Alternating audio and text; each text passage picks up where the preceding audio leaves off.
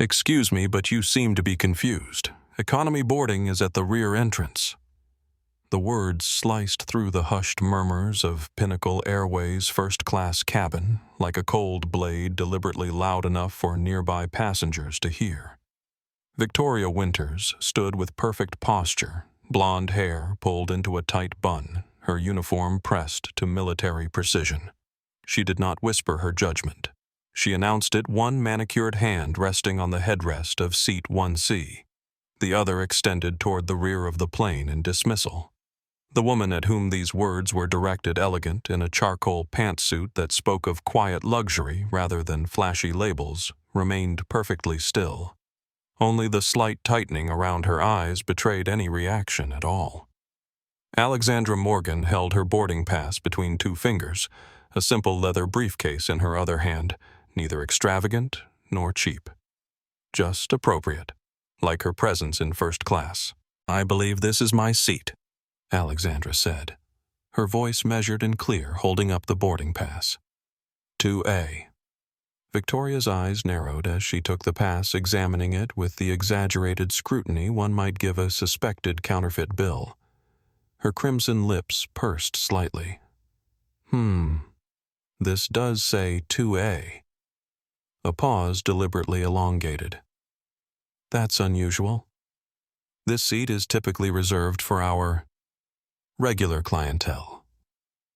The implication hung in the air, as tangible as the scent of new leather and expensive cologne that permeated the first-class cabin of Flight 837 to Paris. It was 8:27 a.m. on a Tuesday morning at JFK International, and Pinnacle Airways' premier international flight was already running 15 minutes behind schedule. The first-class cabin, with its spacious pods and ambient lighting, was filling with its typical crowd, executives in tailored suits, celebrities hiding behind sunglasses, old money in cashmere. Victoria had worked this route for 7 years of her 22-year career.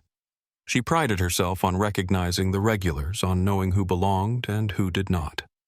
And in her mind, the woman standing before her, despite her composed demeanor and appropriate attire, simply did not belong.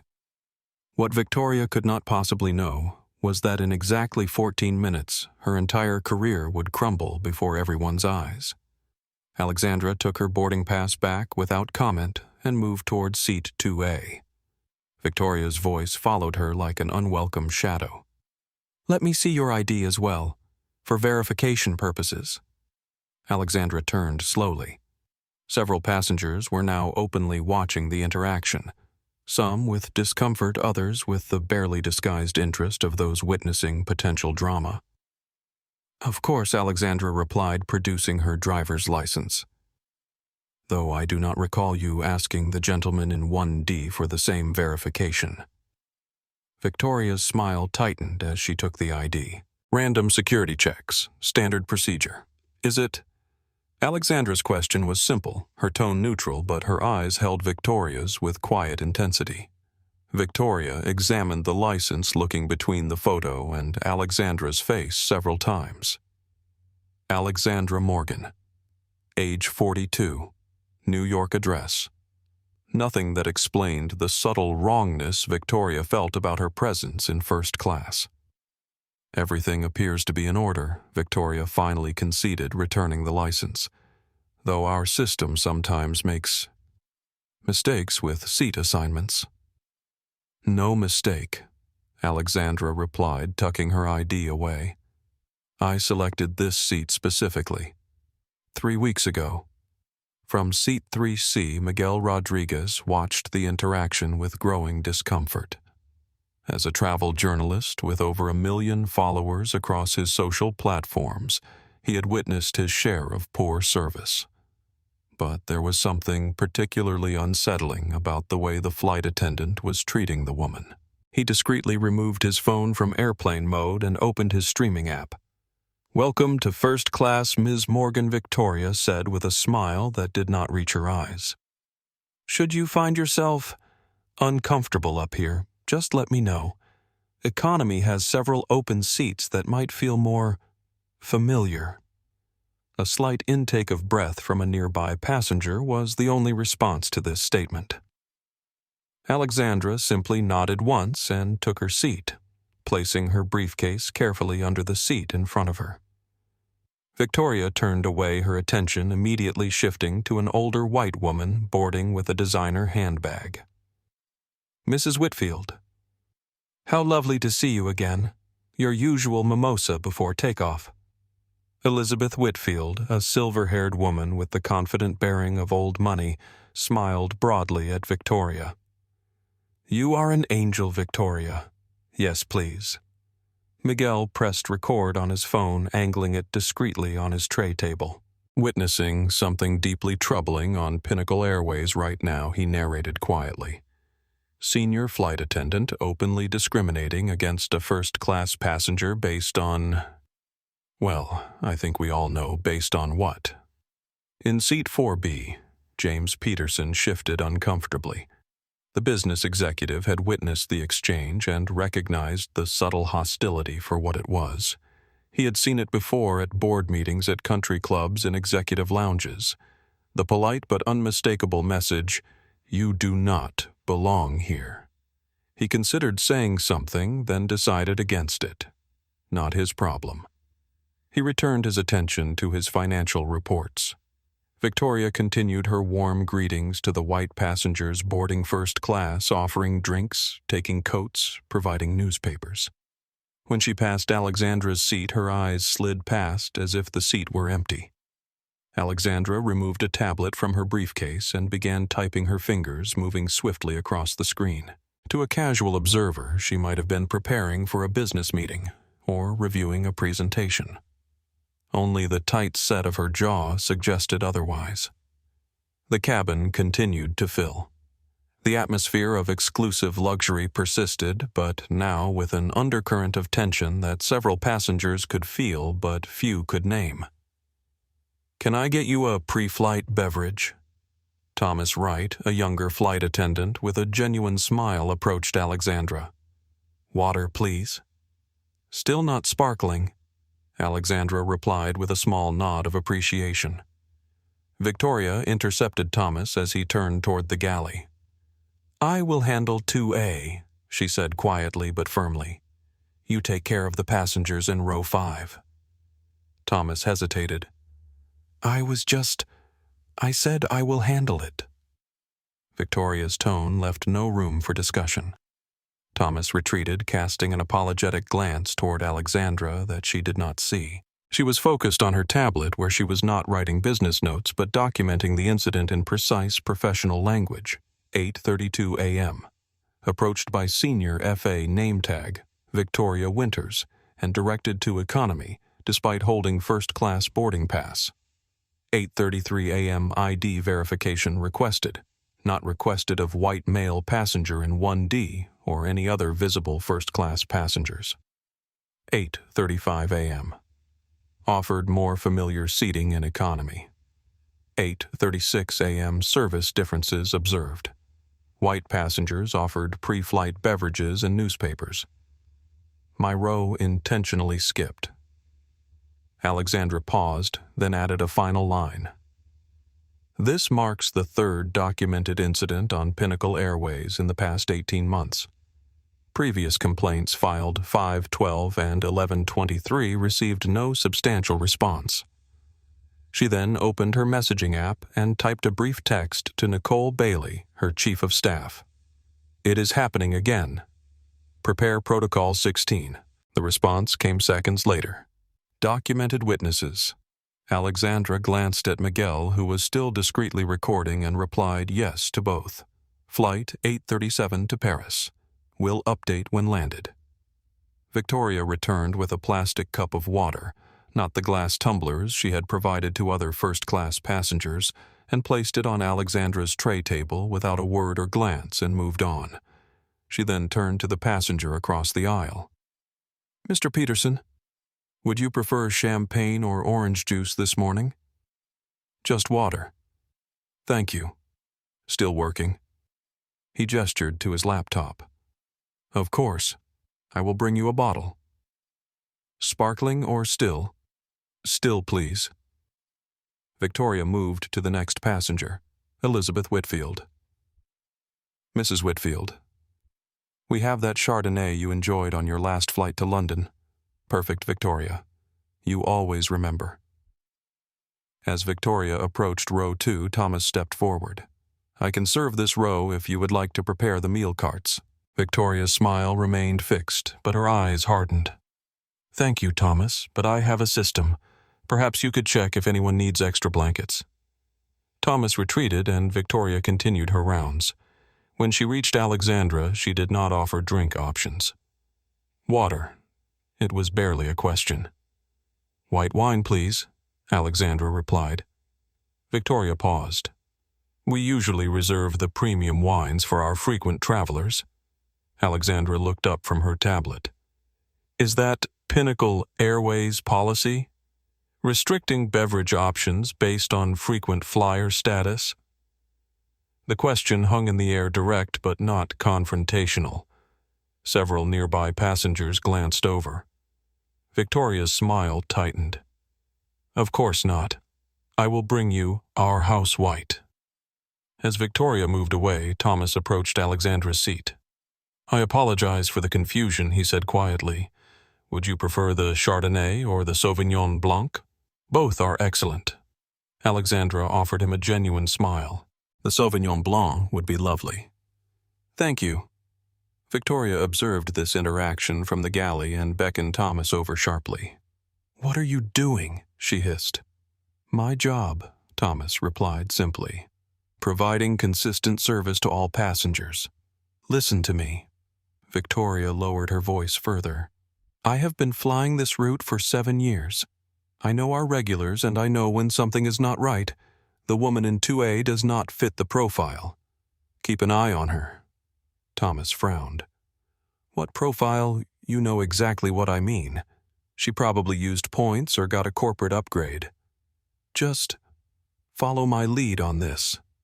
Thomas hesitated, then nodded reluctantly and returned to his duties, his discomfort evident. Victoria prepared a tray with a plastic cup of the cheapest white wine available, not the glass stemware used for other passengers, and returned to Alexandra's seat. She placed the tray down with deliberate carelessness, causing a few drops to splash onto the tablet. Oops, Victoria said without sincerity. Turbulence. The air was perfectly smooth. Alexandra calmly wiped her tablet with a napkin. No harm done. She took a sip of the wine, made no comment on its quality or the plastic cup, and returned to her work. But her next note on the tablet was more detailed. 9:17 a.m. Drink service discriminatory. Other passengers offered choice of beverages in proper glassware. I received house white in plastic cup after being told premium wines reserved for frequent travelers. Junior F.A. Thomas attempted to correct situation. Senior F.A. Victoria deliberately spilled wine on my tablet, falsely citing turbulence. Alexandra opened her messaging app again, updating Nicole. Situation escalating. Documenting everything. Have identified one supportive crew member. Someone is live streaming the incident row 3 aisle seat.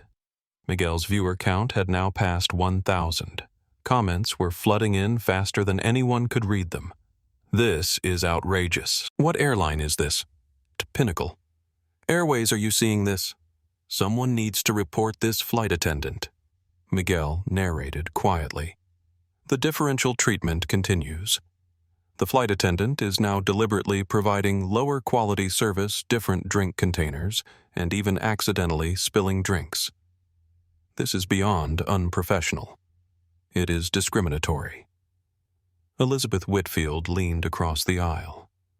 Victoria is right to be cautious, she murmured to James Peterson. You never know who might have obtained access to first class through irregular means. Peterson shifted uncomfortably.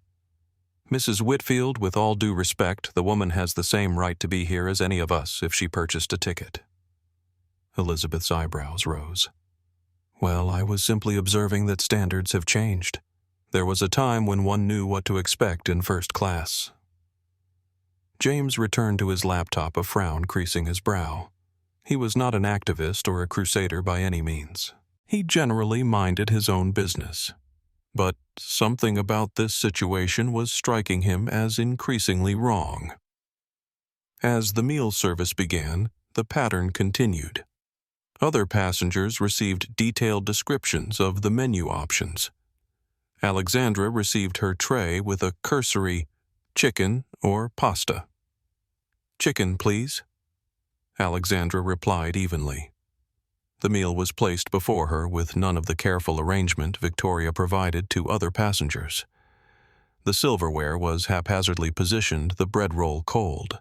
Alexandra ate methodically, her expression neutral, continuing to document each discrepancy on her tablet. What no one in the cabin realized, not Victoria, not the other passengers, not even Miguel with his live stream, was that Alexandra Morgan was not just any passenger documenting mistreatment. She was the CEO of Pinnacle Airways Group, the parent company that owned and operated the very aircraft they were flying in. And Protocol 16 was not just a documentation procedure. It was a disaster response protocol designed to address exactly this type of situation with immediate and irreversible consequences. 3 hours into the flight, the first-class cabin had settled into an uneasy rhythm. Most passengers were either working on laptops, watching movies on their screens, or napping under plush blankets. Victoria had maintained her pattern of attentive service to most passengers and barely concealed disdain for Alexandra. Thomas Wright had taken to quietly checking on Alexandra whenever Victoria was occupied elsewhere, offering water refills or extra napkins, small gestures of professional courtesy that nonetheless stood in stark contrast to Victoria's behavior. "Is there anything else I can get for you, Thomas?" asked softly as he refreshed Alexandra's water. "I am fine." "Thank you," Alexandra replied with a small smile. "Thomas is not it." "Yes, ma'am. How long have you been with Pinnacle?" "Almost 3 years total. 6 months on international routes." Alexandra nodded. "Do you enjoy it?" "Very much," Thomas answered genuinely.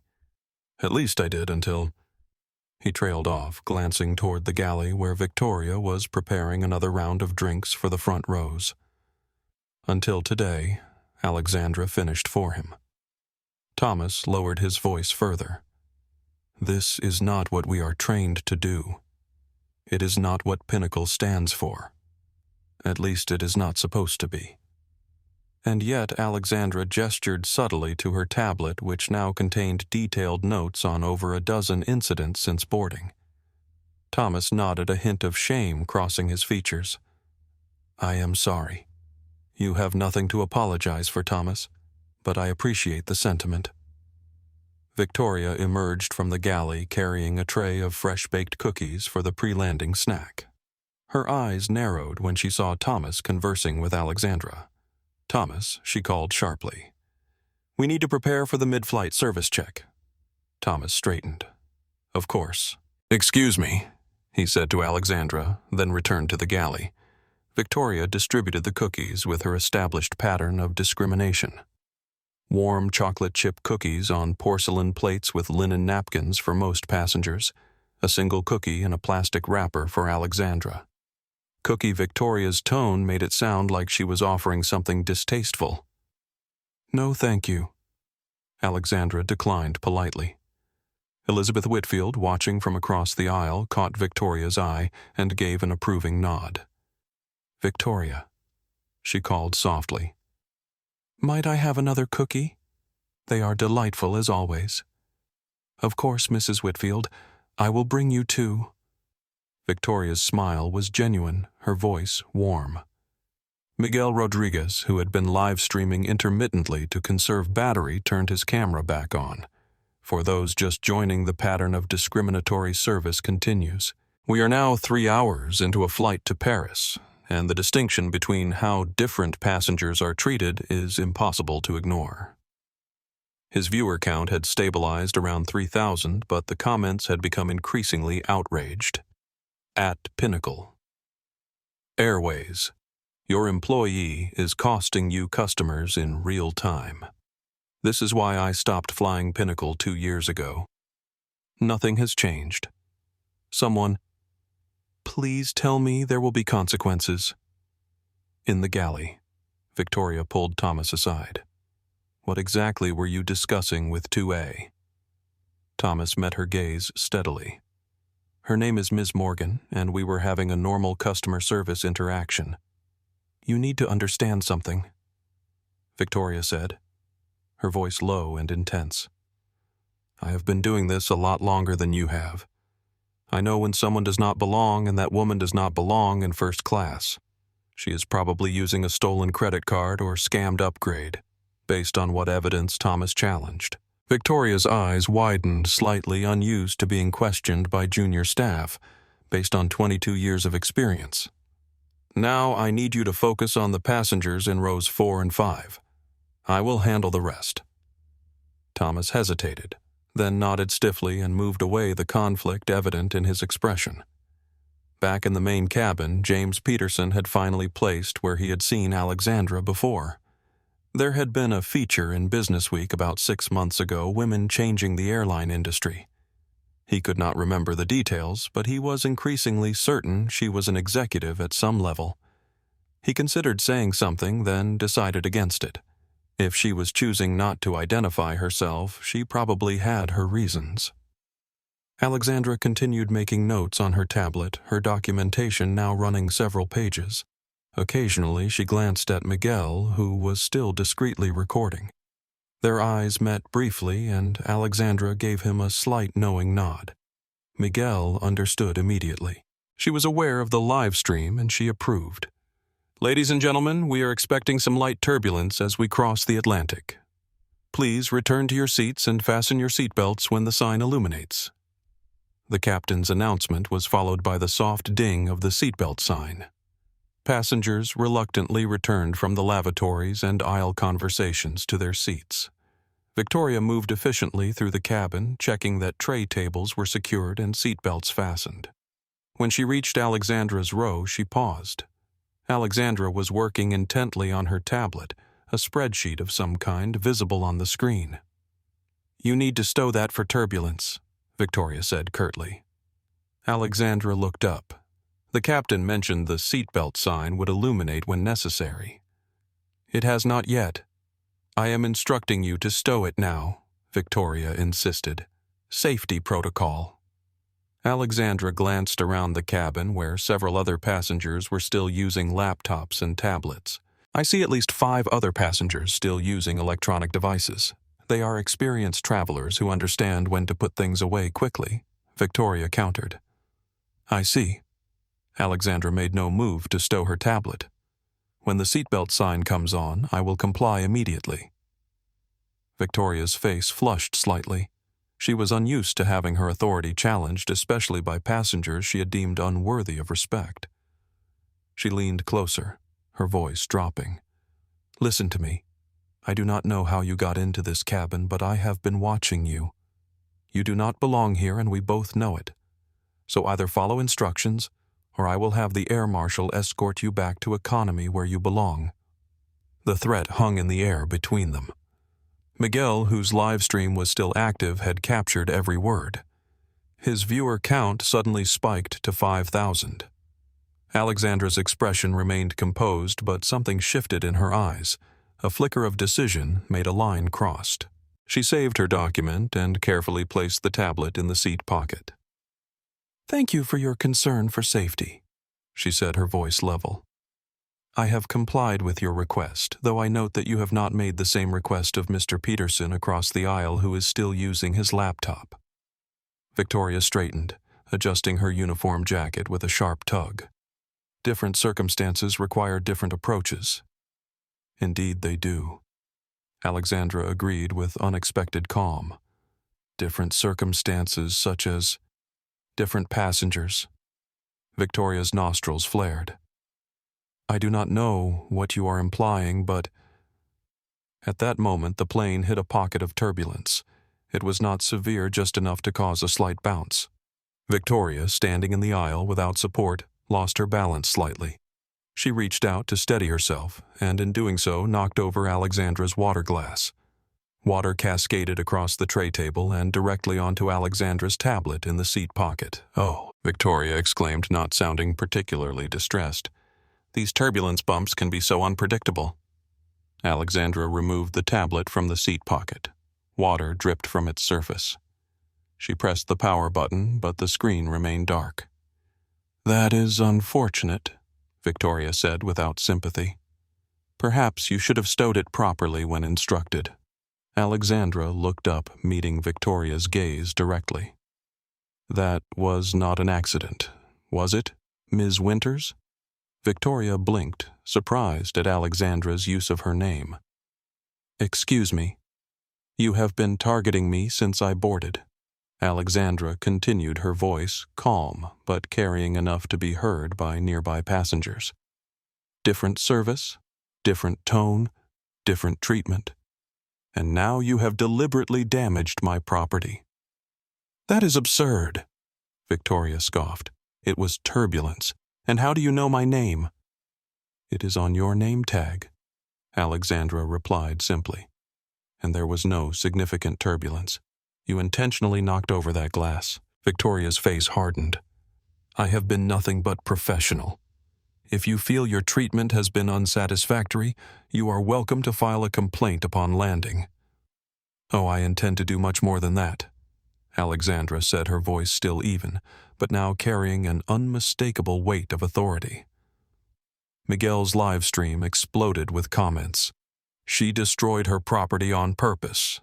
This is getting insane. At Pinnacle. Airways, do something. Someone's getting fired today, and it is not the passenger." Elizabeth Whitfield leaned forward. "Victoria, do not let her speak to you that way. You have done nothing wrong." James Peterson closed his laptop, now fully engaged in the unfolding drama. "Actually, Mrs. Whitfield, I have been watching the situation develop for 3 hours, and the flight attendant's behavior has been completely unprofessional." Thomas appeared from the galley, having heard the commotion. "Is everything all right here?" Victoria turned on him.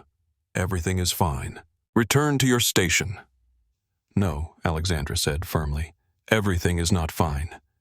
Thomas, would you be willing to confirm that Ms. Winters has provided substantially different service to me compared to other passengers in this cabin?" Thomas hesitated, caught between professional loyalty and basic honesty. "Thomas, do not answer that," Victoria ordered. "This is not the passenger's concern."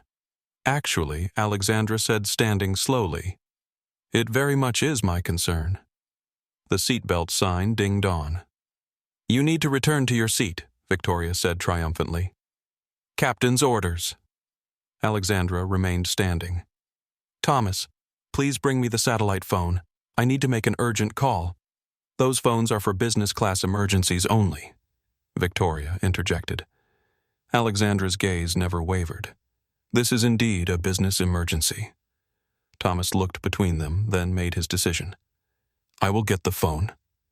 "Thomas," Victoria hissed. "Do not you dare!" But Thomas was already moving toward the communication station.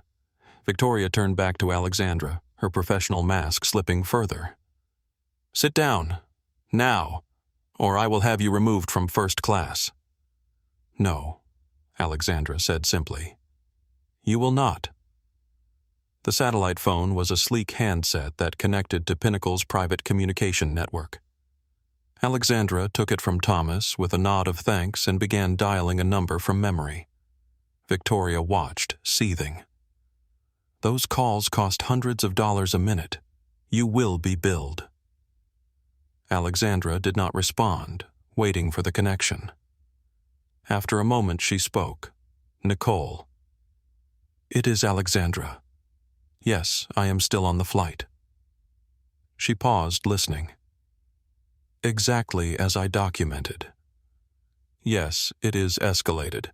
My tablet has now been deliberately damaged."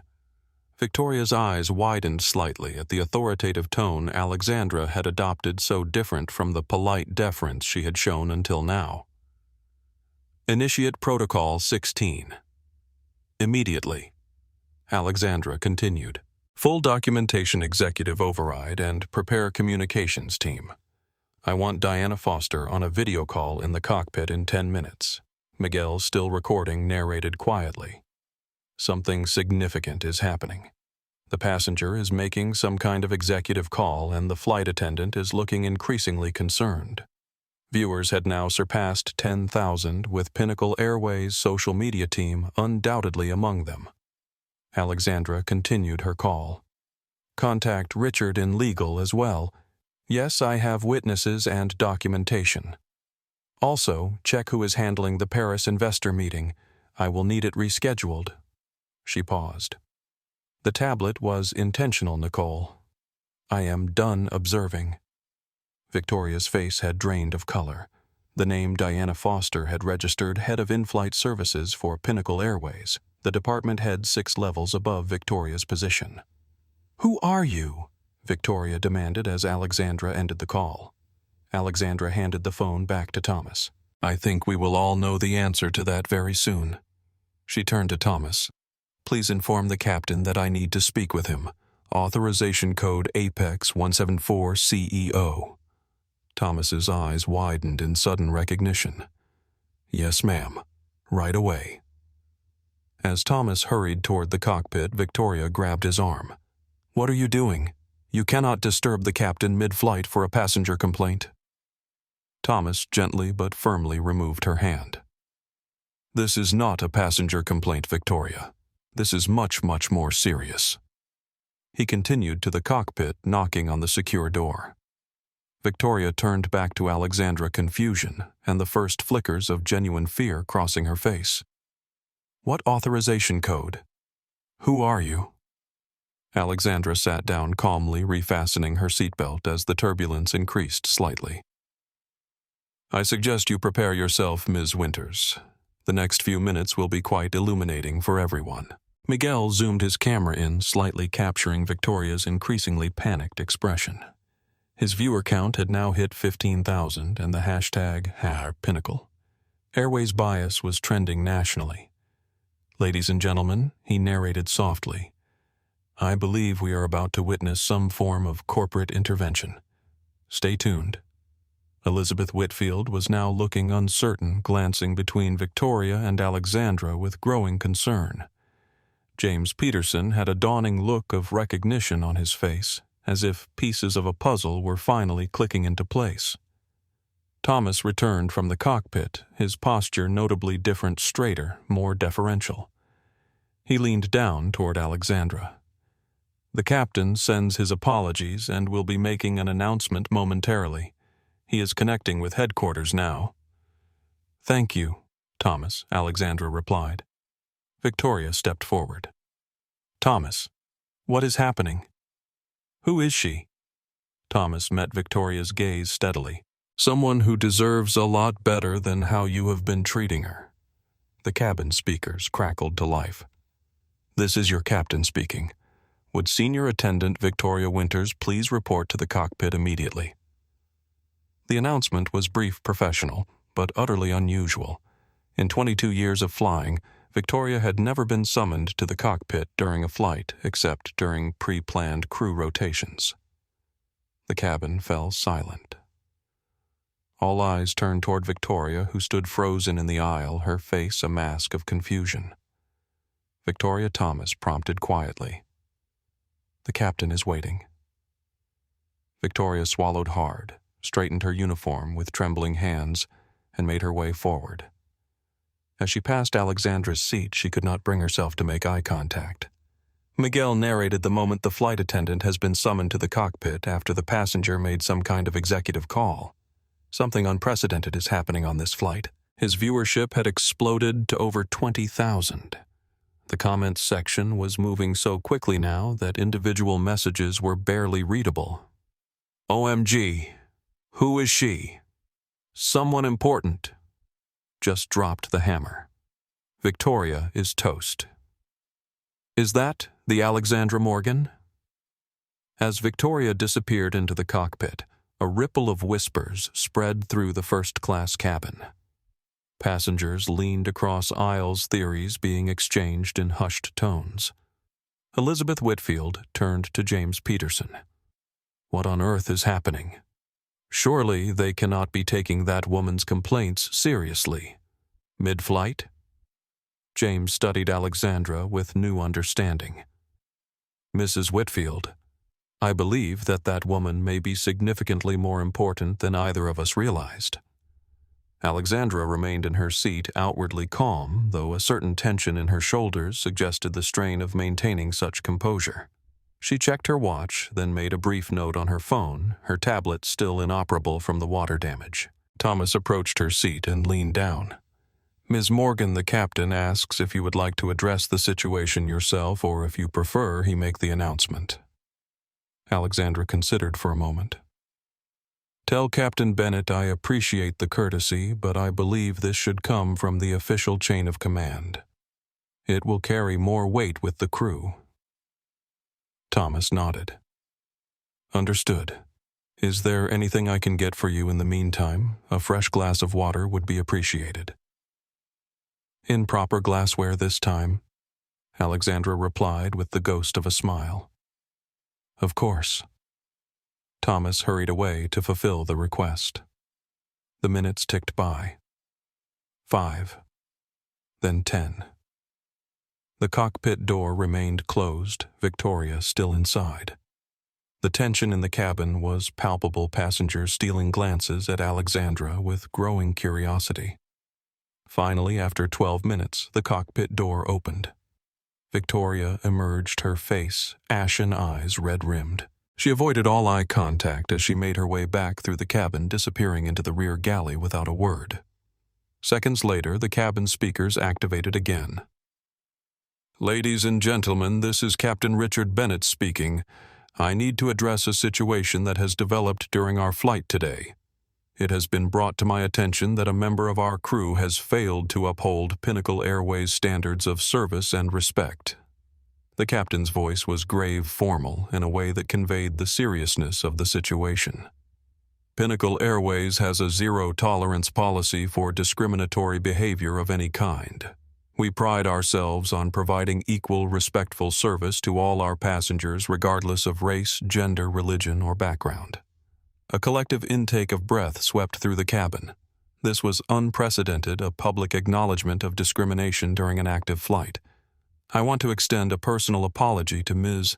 Alexandra Morgan, CEO of Pinnacle Airways Group, who has experienced unacceptable treatment on our flight today." The revelation landed like a thunderclap. Alexandra Morgan, CEO, Pinnacle Airways Group. Miguel's live stream exploded.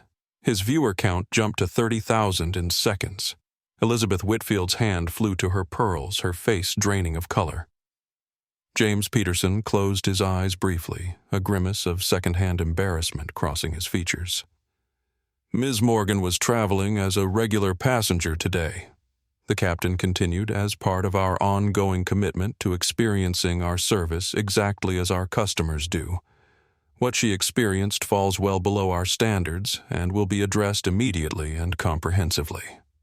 The captain paused, then added, "Senior Flight Attendant Victoria Winters has been relieved of duty for the remainder of this flight. Flight Attendant Thomas Wright will be serving as acting lead attendant. We appreciate your understanding as we work to ensure that the remainder of your journey meets the high standards you expect from Pinnacle Airways." The announcement ended. The cabin remained utterly silent for several long seconds. Then, from somewhere in the back, a single person began to applaud. Others joined in a slow building recognition of justice being served in real time. Alexandra did not react to the applause. She simply sat composed as ever as the reality of her identity spread through the cabin like wildfire. Miguel ended his live stream with a stunned final comment. "Ladies and gentlemen, we just witnessed the CEO of Pinnacle Airways being discriminated against by her own employee and then taking action in the most powerful way possible. This is going to change the company forever." His viewer count had reached 40,000. Victoria Winters stood rigid in the cockpit, hands clasped before her to hide their trembling. Captain Richard Bennett sat in the left seat, his expression grave. On the cockpit display screen, the stern face of Diana Foster, head of in-flight services for Pinnacle Airways, looked back at Victoria with barely contained fury. Do you understand the gravity of what has happened here? Diana asked, her voice icy through the video connection. Victoria swallowed hard. There has been a misunderstanding. I was simply... Stop. Diana cut her off. This is not a dialogue, Ms. Winters. This is me informing you of the consequences of your actions.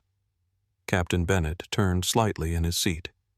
Victoria, do you know who is sitting in seat 2A? Victoria's mouth went dry. The passenger mentioned being a CEO, but anyone could claim that is Alexandra Morgan, CEO of Pinnacle Airways Group. Diana interrupted. Our boss. Your boss. Victoria's face drained of color. That is not possible.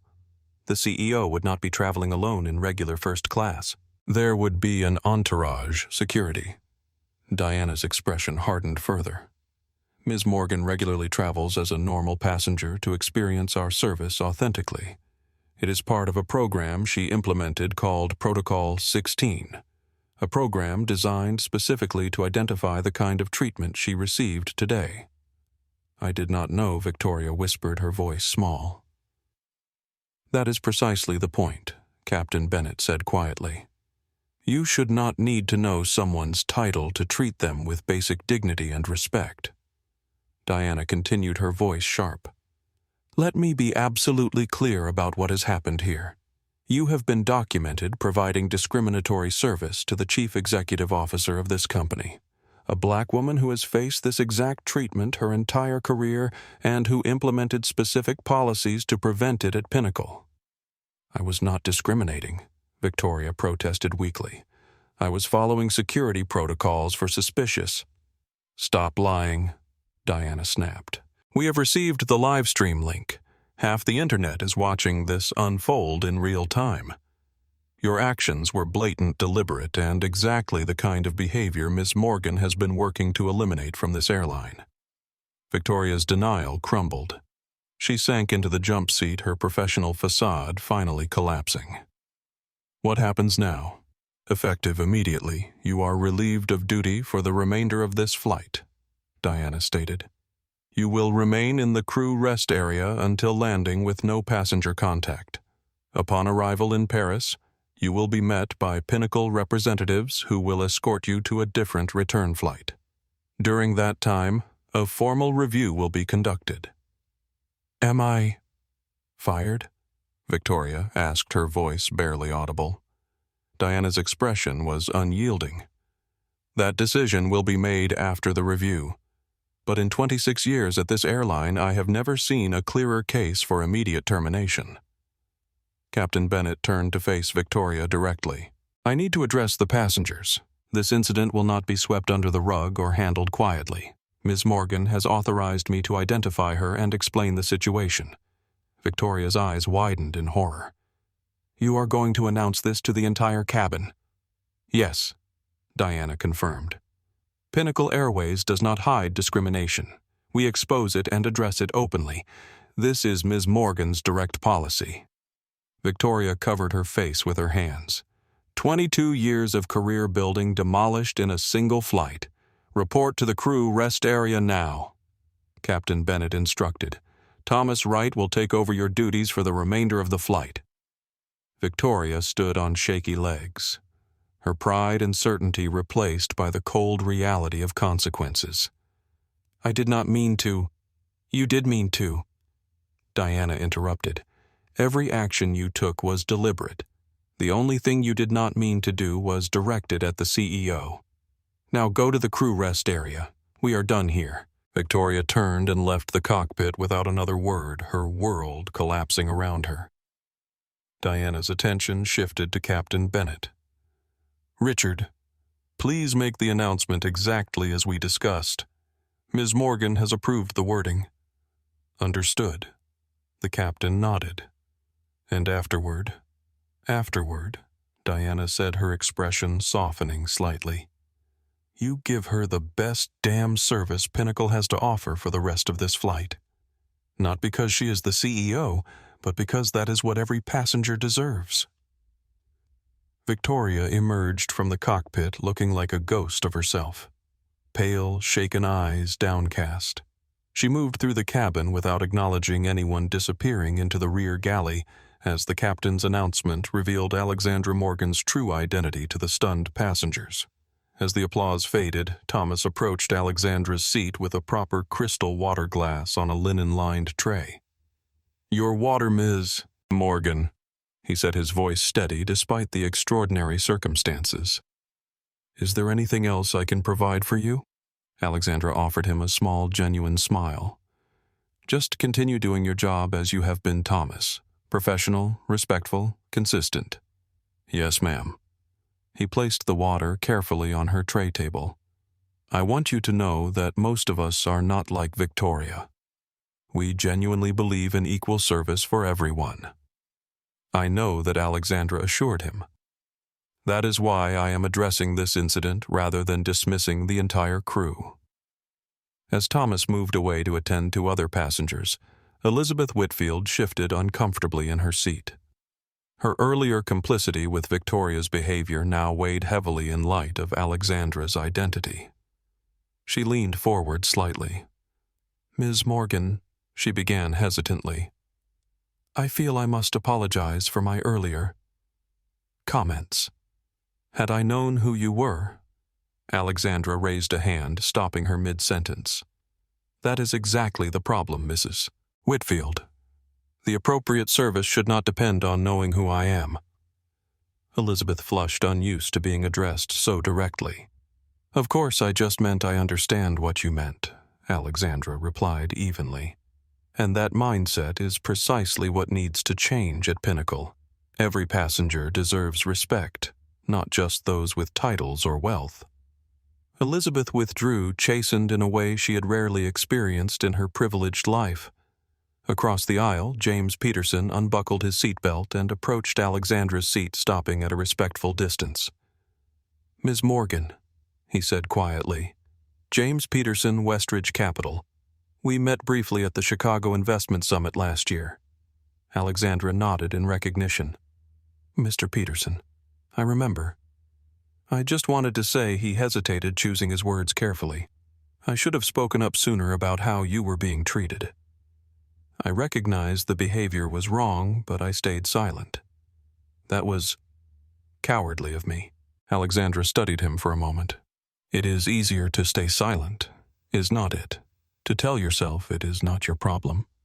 James nodded, accepting the implicit rebuke. "Yes, and that is part of the problem."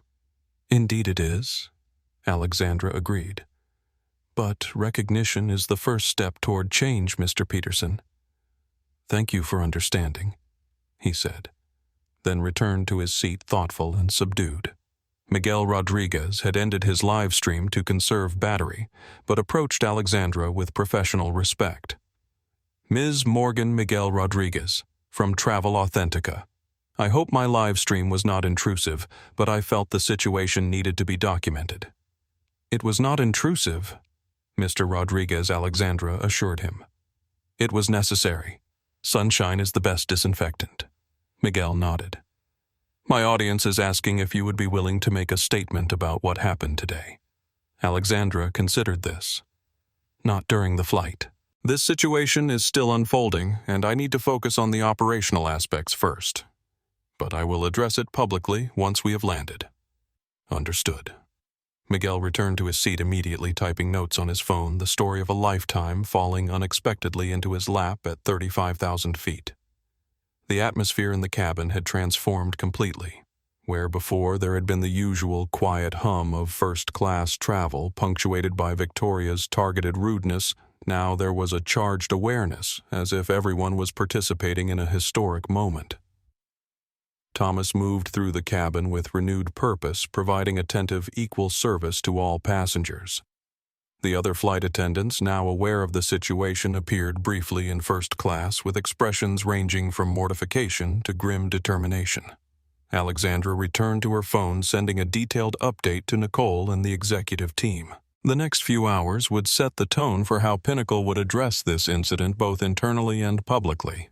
There would be press statements to craft policy reviews, to conduct training programs, to overhaul. But for now, she simply sat back in her seat, accepting a fresh cup of coffee from a deeply apologetic flight attendant, and reflected on how a routine business trip had transformed into a watershed moment for her company. The plane continued its journey toward Paris, carrying within it not just passengers and crew, but a catalyzing incident that would change an entire corporate culture, all because one woman had been bold enough to fly as herself and brave enough to stand up when others would have remained seated and silent. The remaining hours of Flight 837 unfolded in a strange, charged atmosphere. Victoria remained sequestered in the crew rest area, her absence like a ghost haunting the cabin.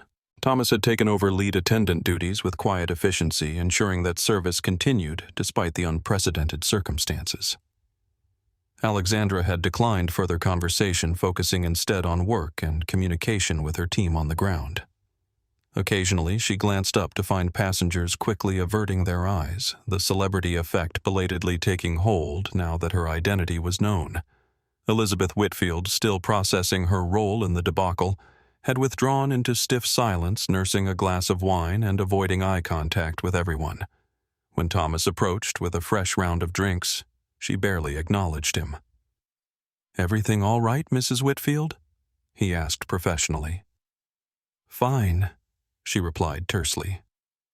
Then, unable to contain herself, she added in a whisper, "This is all being blown out of proportion. Do not you think Victoria was simply maintaining standards? These diversity considerations are making everyone so sensitive."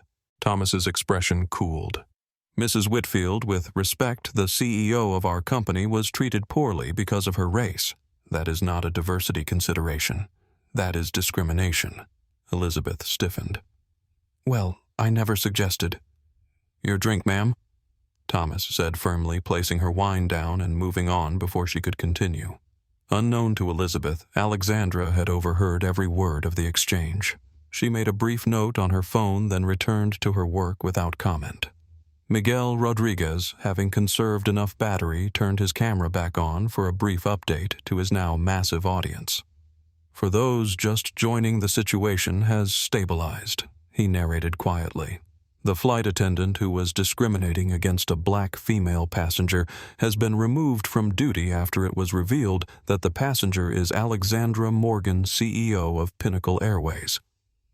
We are about 2 hours from landing in Paris, where I expect there will be significant corporate response waiting."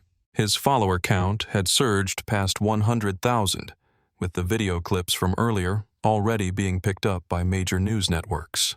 The hashtag #Pinnacle Airways bias was trending globally, accompanied by a new one, #Alexandra Morgan CEO.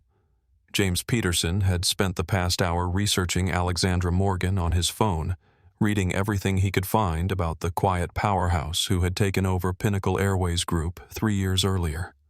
Harvard Business School.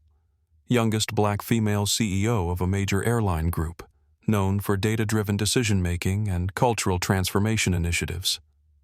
He looked across at her with new understanding. She was not just any executive. She was legendary in certain circles for her methodical approach to corporate culture change. And she had just experienced exactly the kind of treatment she had reportedly been working to eliminate. The captain's voice came over the intercom again. "Ladies and gentlemen, we are beginning our initial descent into Paris, Charles de Gaulle Airport. Local time is 9:45 p.m. Weather is clear. Temperature is 16 degrees Celsius." A pause. "Then I want to once again thank you for your understanding during today's unusual circumstances. Pinnacle Airways is committed to providing equal, respectful service to all passengers, and we deeply regret the failure to uphold that standard earlier in our journey." Alexandra closed her eyes, briefly appreciating the captain's straightforward acknowledgement. No corporate doublespeak, no vague references to service inconsistencies, just honest recognition of a failure and a commitment to do better. As the plane began its descent, Thomas approached Alexandra's seat one final time. "Ms. Morgan," he said quietly, "I just wanted to say personally, not as an employee, thank you for how you are handling this." It would have been easier to use your position immediately, but you chose to experience what regular passengers experience. That says a lot. Alexandra nodded. Thank you, Thomas. But I did not do it to test anyone. I did it because I should not have to announce my title to receive basic respect. I understand, he replied. And for what it is worth, most of us do too. Victoria does not represent all of us. I know that Alexandra assured him. That is why you will be hearing from HR about a potential new role after we land. Thomas's eyes widened slightly, but he maintained his professional demeanor. Thank you, Ms. Morgan. Is there anything else you need before landing? Just one thing, Alexandra said. When we land, there will likely be executives waiting. I would appreciate if you would escort Victoria off the aircraft separately away from media attention. Despite everything, public humiliation is not my goal. Thomas nodded, impressed by her consideration despite the circumstances. I will handle it personally. As the plane continued its descent toward the glittering lights of Paris, Alexandra prepared herself for what would come next. This was not just about one flight attendant or one incident. It was about a pervasive problem that had been allowed to fester too long. The wheels touched down at Charles de Gaulle with a gentle bump and squeal of tires. For most passengers, it was simply the end of a transatlantic flight. For Pinnacle Airways, it was the beginning of a corporate reckoning. While Flight 837 had been crossing the Atlantic, Nicole Bailey had been orchestrating a full-scale crisis response from Pinnacle's New York headquarters. The executive boardroom had transformed into a war room with leaders from HR, legal communications, and operations working in coordinated urgency. Alexandra's messages from the air had been clear and detailed, providing a minute-by-minute account of Victoria's behavior and the subsequent revelation of Alexandra's identity. Combined with Miguel Rodriguez's viral live stream, they had all the evidence needed to understand the severity of the situation. Carlos Mendoza, Pinnacle's Director of Customer Experience, had immediately begun analyzing the pattern of complaints against Victoria Winters. What had initially seemed like isolated incidents now formed a disturbing pattern when viewed collectively. 27 complaints in the past 18 months, he reported to the assembled team. All from passengers of color, primarily Black and Hispanic travelers, all dismissed as unsubstantiated by her direct supervisor. Robert Grant, the 59-year-old COO, ran a hand through his silver hair in frustration. How did we miss this?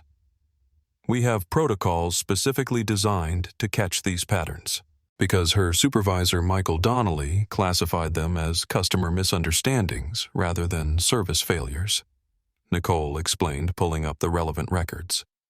They never reached the threshold for pattern analysis because they were not categorized correctly. Deliberate? Robert asked sharply. We will find out, Nicole replied, her expression grim. Michael is being called in as we speak. The communications team was crafting statements for immediate release, coordinating with legal to ensure they struck the right balance between accountability and liability management. Social media is exploding, reported Tanya Weiss, head of corporate communications. The live stream has over 2 million views already. Every major news outlet is reaching out for comment. Robert turned to the large screen where Diana Foster was still connected by video. Diana, what is the status of the Paris response team? They are in position. Diana confirmed. HR representatives, corporate security, and media relations are at the terminal. We have arranged for Victoria to be escorted to a hotel for the night and flown back on a different carrier tomorrow. And Alexandra, Robert asked. Executive protection is standing by along with transportation to her hotel.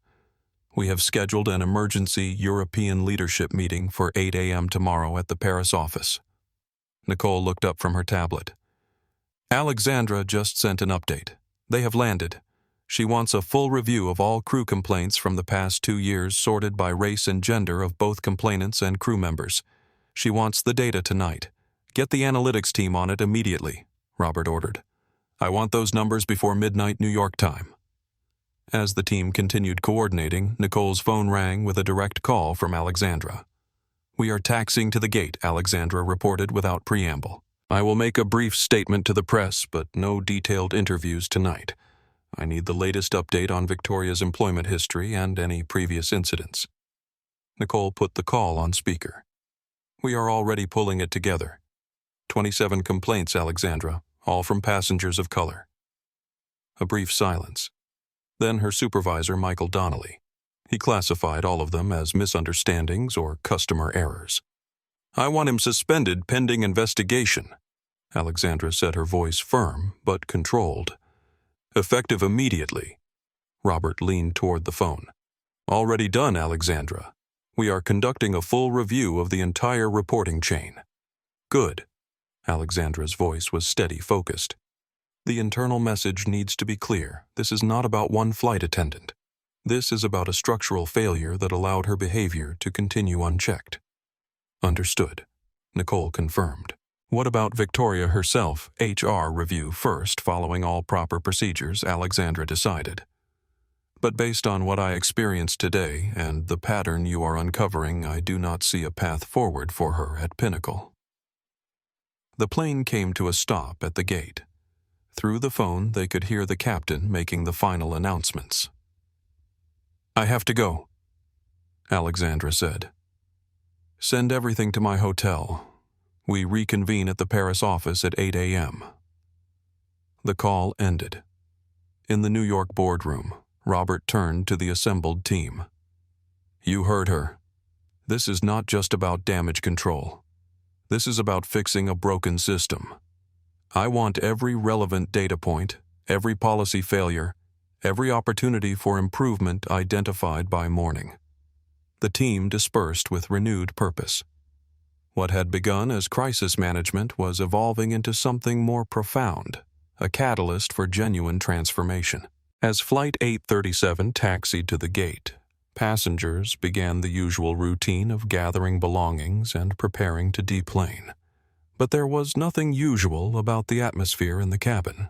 The normal impatience of arrival had been replaced by a charged anticipation. Thomas moved through the cabin with final instructions. Ladies and gentlemen, we will be deplaning shortly.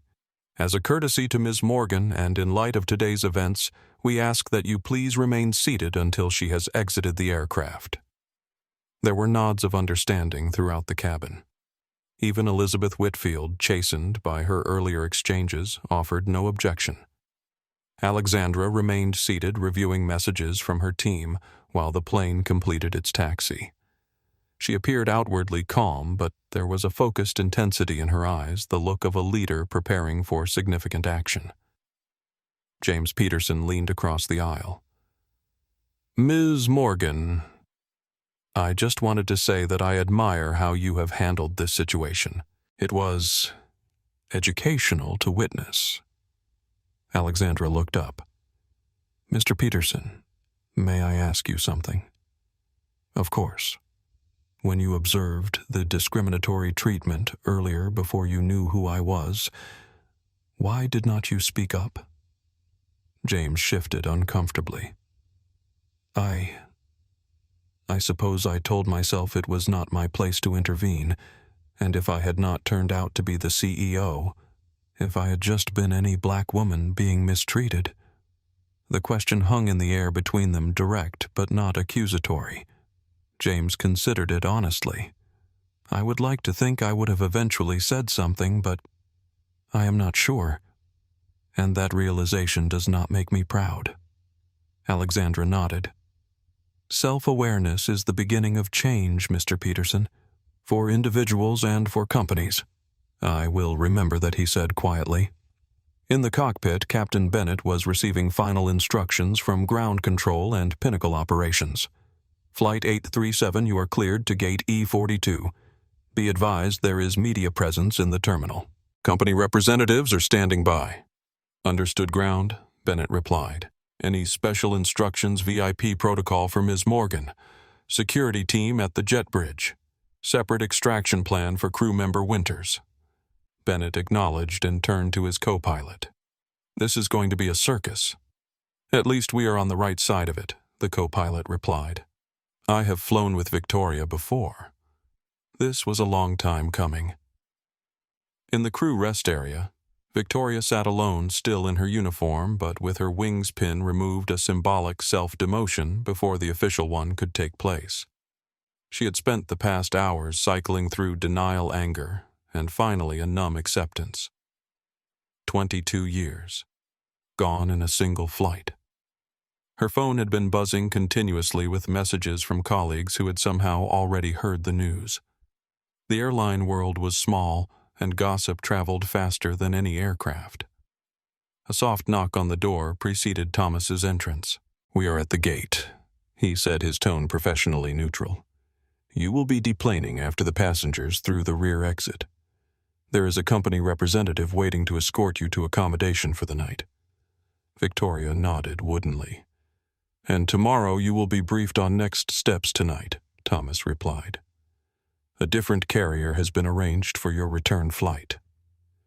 The message was clear. She would not be flying on a Pinnacle aircraft, not even as a passenger. Thomas, Victoria said as he turned to leave. "I did not mean to." She stopped, the platitude sounding hollow even to her own ears. Thomas paused. "You know what the hardest part of this is, Victoria? I looked up to you. I thought you represented the best of Pinnacle.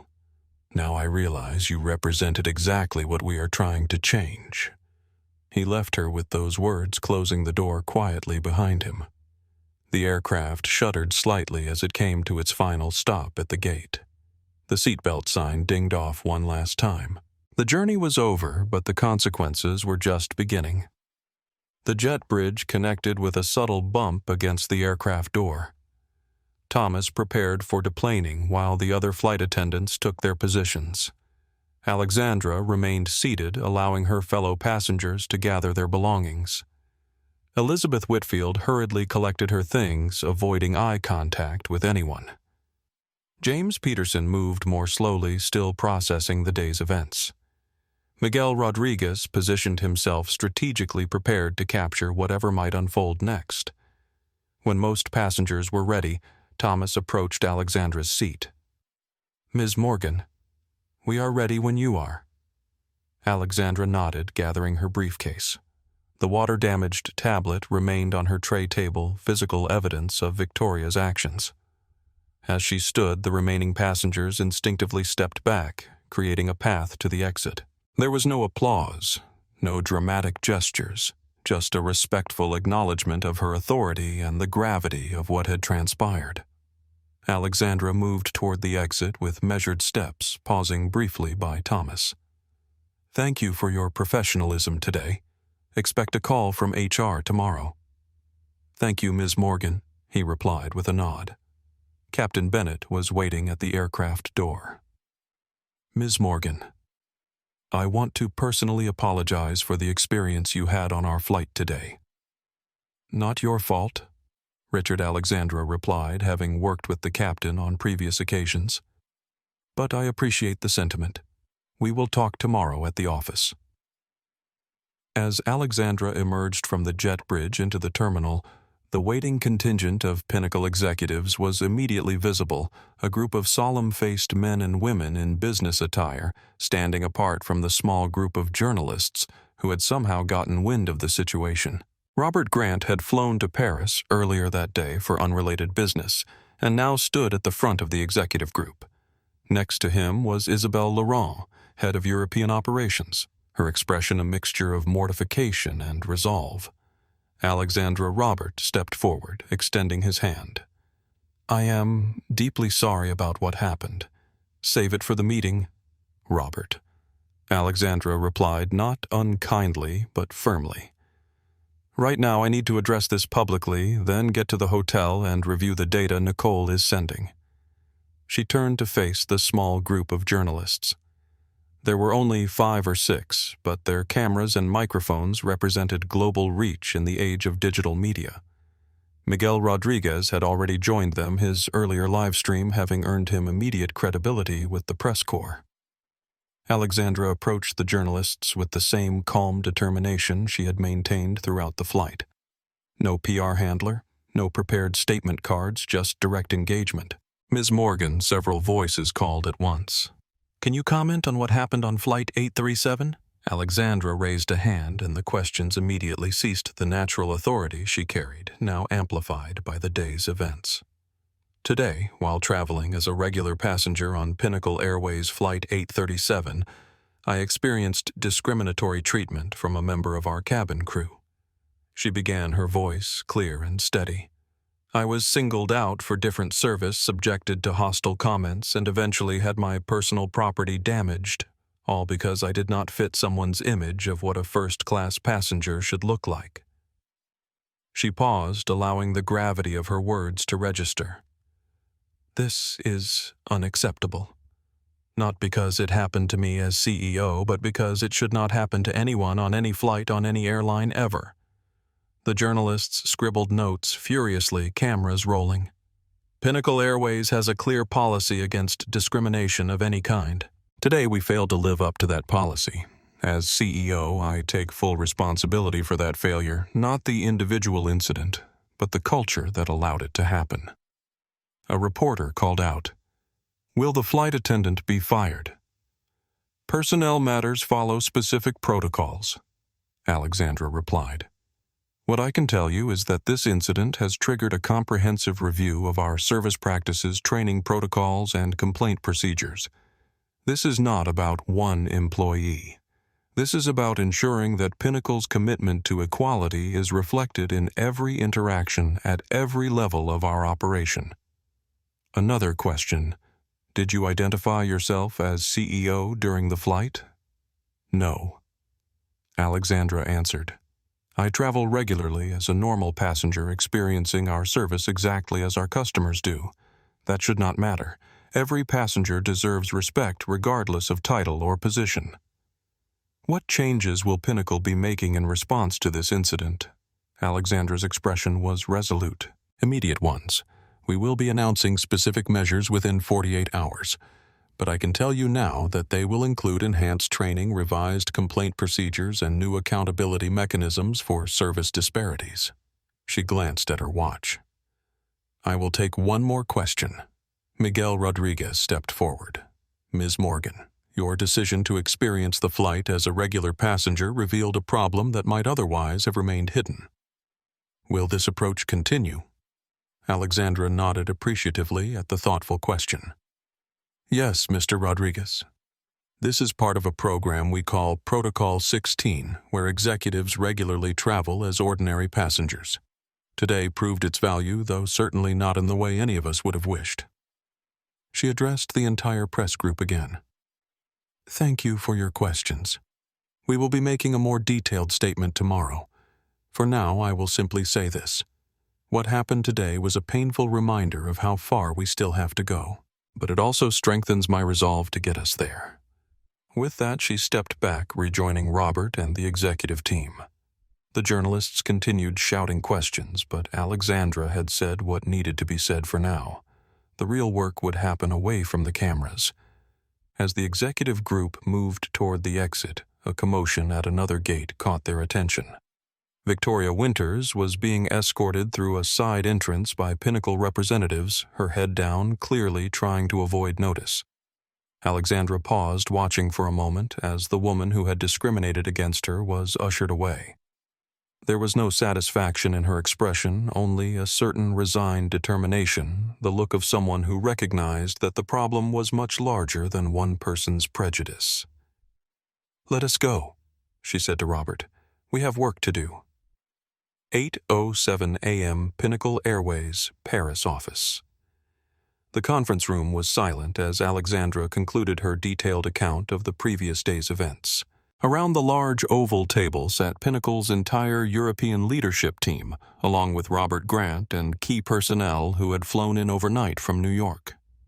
Alexandra had spoken for nearly 30 minutes, describing not just Victoria's actions, but the broader implications for the company. She had been meticulous, unemotional, focused on facts rather than feelings, but the impact of her words was powerful nonetheless. So, that is what happened. She finished closing the portfolio containing her notes. Now let us discuss what we are going to do about it. Robert Grant spoke first. The HR review of Victoria Winters' record is complete. 27 complaints from passengers of color in 18 months, all buried by her supervisor, Michael Donnelly. We have also uncovered 6 internal complaints from crew members of color who reported hostile work environments when assigned to her flights.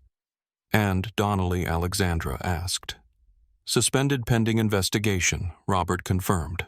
Initial interviews suggest he was actively protecting Victoria and several other senior flight attendants with similar complaint patterns. Isabelle Laurent, head of European operations, leaned forward. Alexandra. This is clearly a termination-level offense. Both Victoria and Michael. The evidence is overwhelming. Alexandra nodded slowly. I agree about Michael Donnelly. His actions represent a profound breach of our policies and values. But I want to be careful about Victoria. Surprised looks were exchanged around the table. Not because she does not deserve to be terminated, Alexandra clarified, but because I want to ensure we address the underlying issues, not just the symptoms. She stood, moving to the whiteboard at the front of the room. Here is what we know: Victoria Winters did not develop these attitudes overnight, nor did she hide them effectively.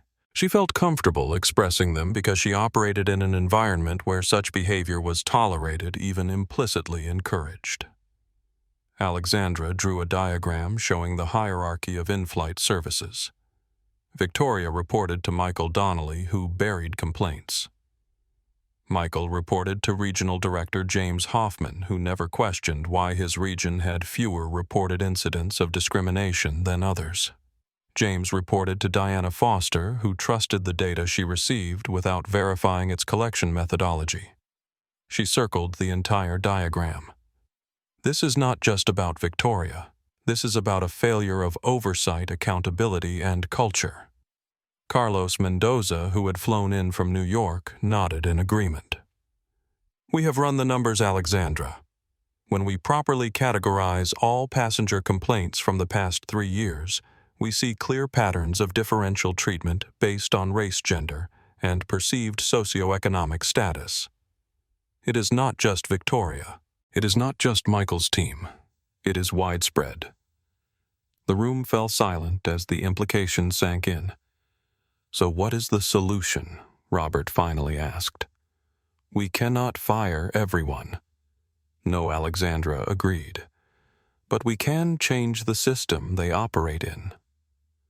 She returned to her seat, opening a folder that had been placed at her position. I have drafted a comprehensive response plan. I want your input, but these core elements are non-negotiable. She distributed copies to everyone present. First, yes, Victoria Winters will be terminated. Her actions were deliberate, documented, and directly contrary to our stated values and policies. Michael Donnelly as well for actively suppressing complaints. Nods of agreement around the table. Second, we are implementing a new accountability structure for service complaints. Any complaint suggesting discriminatory treatment will be automatically escalated to regional VP level, bypassing immediate supervisors. And we are revising our metrics to specifically track service disparities across demographic groups. Robert studied the document. This is going to increase workload at the executive level significantly. Yes, it will. Alexandra agreed without apology. Until we have demonstrated that we can handle these issues appropriately at lower levels. Trust is earned, Robert. She continued. Third, we are expanding Protocol 16. Every executive from VP level up will be required to complete at least 4 anonymous flights per year, experiencing our service as regular passengers. And we are diversifying the executive team participating to ensure we are capturing a range of experiences. Fourth, complete retraining for all customer-facing staff with enhanced modules on unconscious bias and equitable service. This is not a one-time seminar. It is ongoing education with practical assessments. Isabel looked up from the document. This is ambitious, Alexandra. The cost implications alone are irrelevant compared to the cost of continuing as we are. Alexandra interrupted firmly. Yesterday I experienced what countless passengers have endured on our airline. The only difference is I can do something about it. She closed her folder with finality. Victoria Winters is not the disease. She is a symptom. We are treating both today. The meeting continued for 3 more hours, diving deep into implementation details, communication strategies, and metrics for measuring success. By the end, a clear path forward had emerged, one that acknowledged the severity of the immediate incident while addressing the deeper cultural issues it had exposed. As the meeting concluded, Alexandra remained behind with Robert reviewing the final press statement they would release that afternoon. "This is going to change everything," Robert observed, studying the comprehensive plan they had developed. "It needs to." Alexandra replied simply, "Otherwise, we are just waiting for the next Victoria Winters." Robert nodded, understanding the truth in her words. "The board will want to talk about the financial implications." "Let them," Alexandra said, gathering her materials. "Some things matter more than quarterly results, if they do not understand that they have chosen the wrong CEO." The statement went out at 2 p.m. Paris time, 8 a.m. New York time. It was comprehensive, direct, and unequivocal. Pinnacle Airways was taking full responsibility for the failure, terminating the employees involved and implementing sweeping changes to prevent similar incidents in the future. Victoria Winters received official notice of her termination while waiting for her return flight to New York. After 22 years at Pinnacle Airways, her career ended not with the retirement celebration she had once envisioned, but with a hand-delivered letter in an airport hotel room. The letter was professional, detailed, and devoid of malice, much like the CEO whose experience had triggered its writing. But its message was clear. Some behaviors could not be trained away or overlooked. Some lines once crossed could not be uncrossed. As Victoria read the letter, tears finally came not for the loss of her job, but for the realization of who she had allowed herself to become, one small compromise at a time, until discriminatory behavior had become so natural she displayed it to the CEO herself without hesitation or shame. It was perhaps the first honest moment of reflection in her career, and it had come exactly 22 years too late. The story exploded across traditional and social media platforms with unprecedented speed. Miguel Rodriguez's live stream had laid the groundwork, but the official confirmation from Pinnacle Airways transformed it from viral moment to global conversation. Pinnacle. Accountability replaced #Pinnacle. Airways. Bias as the dominant hashtag. Alexandra Morgan's name became a trending topic, her handling of the situation analyzed from every angle. Business schools immediately began drafting case studies. Diversity consultants cited the incident in presentations. Competing airlines launched urgent reviews of their own complaint procedures. 3 days after the flight, Alexandra Morgan held a formal press conference at Pinnacle's New York headquarters. The room was packed with journalists from around the world, cameras trained on the podium bearing the company's logo. Alexandra stepped to the microphone poised in a charcoal suit, her expression serious but determined. "Good morning.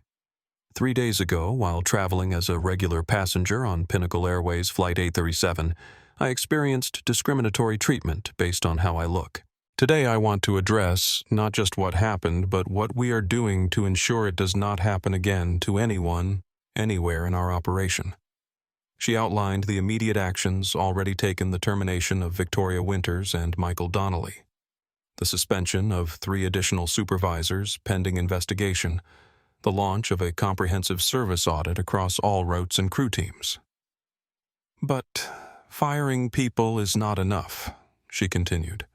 "Replacing individuals without addressing root causes simply creates space for new individuals to perpetuate old problems.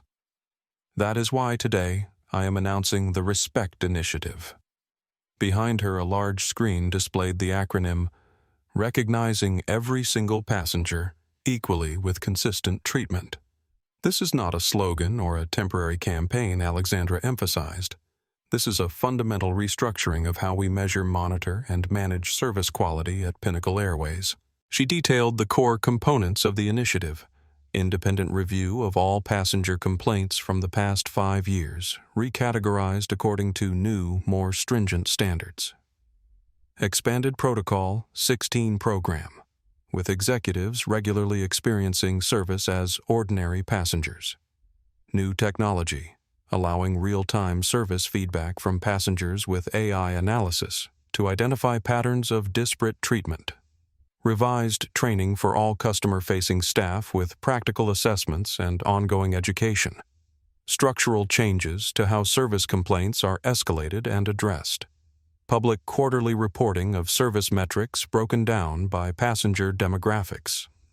The press conference continued for nearly an hour with Alexandra answering questions directly and without corporate evasion. When asked if the changes were simply damage control, her response was characteristically straightforward.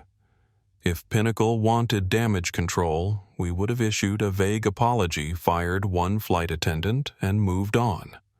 What we are doing requires significantly more effort, investment, and commitment. This is not about protecting our image. It is about becoming the airline we have always claimed to be. As the press conference concluded, Thomas Wright watched from the back of the room.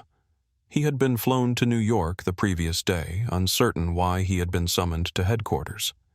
Now, as Alexandra stepped away from the podium, a member of the HR team approached him. "Mr. Wright, Ms. Morgan would like to speak with you privately." Thomas was escorted to a small conference room where Alexandra was reviewing notes with Nicole Bailey. She looked up as he entered, her expression warming slightly. "Thomas, thank you for coming all this way." "Of course, Ms. Morgan." He stood somewhat awkwardly, unsure of his role in the unfolding corporate drama. Alexandra gestured to a chair. "Please sit. I wanted to speak with you personally about what happens next." Thomas sat, his posture straight, professional. "I am happy to help however I can. Your actions on Flight 837 demonstrated exactly the values Pinnacle should represent." Alexandra began. "You attempted to provide equal service despite pressure from a senior colleague. You recognized inappropriate behavior and tried to correct it within your authority. That is remarkably difficult to do, especially as a junior team member." Thomas nodded his appreciation of the recognition. "I just tried to do the right thing, and that is exactly why I would like to offer you a new position." Alexandra continued. "We are creating a specialized team to implement the Respect Initiative across our entire operation. We need people who understand both the frontline realities and the importance of equitable treatment." Nicole slid a folder across the table. Thomas opened it to find a formal job offer, training specialist for the Respect Initiative with a substantial salary increase and relocation to New York. "We need people who do not just talk about values but demonstrate them when tested," Alexandra explained. "People exactly like you, Thomas." Thomas stared at the offer, momentarily speechless. I do not know what to say." "You do not have to decide immediately," Alexandra assured him. "Take some time to consider it, but I hope you will accept. We need voices like yours if we are going to create real change." After Thomas had departed, Nicole turned to Alexandra. "You know the cynics will say you are just elevating him because he was nice to the CEO." Alexandra smiled slightly. "Let them. We both know why he is being offered this role. He demonstrated integrity when it would have been easier not to. That is exactly the quality we need to lead this initiative." Meanwhile, across town, Victoria Winters sat in her apartment surrounded by the accumulated mementos of a 22-year career, now abruptly ended. Her phone had been ringing constantly, colleagues, friends, even a few journalists seeking exclusive interviews. She had answered none of them. The formal termination letter lay on her coffee table alongside printouts of news articles about the incident. Her face had been pixelated in most publications, a small mercy in the digital pillory she now endured. The doorbell rang. Victoria ignored it as she had ignored the previous attempts to contact her. But this time the visitor was persistent. After the third ring, Victoria reluctantly went to the door and checked the peephole. Elizabeth Whitfield stood in the hallway, impeccably dressed as always, her expression unreadable. Victoria hesitated, then opened the door. "Mrs. Whitfield, this is unexpected. May I come in?" Elizabeth asked, her usual authoritative tone somewhat subdued. Victoria stepped aside, allowing her to enter. Elizabeth surveyed the apartment, the half-packed boxes, the scattered papers, the general disarray of a life in transition. "I wanted to check on you," Elizabeth said finally. "This situation has been challenging for everyone involved." Victoria gave a hollow laugh. "Challenging? I have lost my career, my reputation, and my future prospects in a single day. Challenging does not begin to cover it." Elizabeth nodded, seating herself carefully on the edge of the sofa. "I know, and I feel somewhat responsible." "You?" Victoria frowned. "You did not do anything." "Precisely," Elizabeth replied. "I encouraged your behavior. I reinforced your assumptions. I was complicit in creating an environment where you felt your actions were acceptable." Victoria sank into a chair opposite her. "You are not responsible for my choices, Mrs. Whitfield." "Perhaps not directly," Elizabeth conceded. "But we create cultures together, Victoria, and I contributed to one that ultimately failed both of us." They sat in silence for a moment, two women confronting uncomfortable truths from opposite sides of the same incident. "What will you do now?" Elizabeth finally asked. Victoria shook her head. "I do not know. My entire adult life has been Pinnacle Airways. I do not know how to be anything else." Elizabeth studied her thoughtfully. "Perhaps this is an opportunity, then, to become something different, something better." The words hung between them, not quite forgiveness, not quite absolution, but a tentative acknowledgement that even the most profound failures could contain the seeds of transformation. As Elizabeth left a short time later, Victoria stood at her window watching the older woman's car pull away. For the first time since the incident, she felt something beyond the crushing weight of humiliation and loss. It was not hope, exactly, but it was perhaps the beginning of reflection. The journey ahead would be long and difficult, but like all journeys, it began with a single step: the recognition that the path she had been on had led her terribly tragically astray.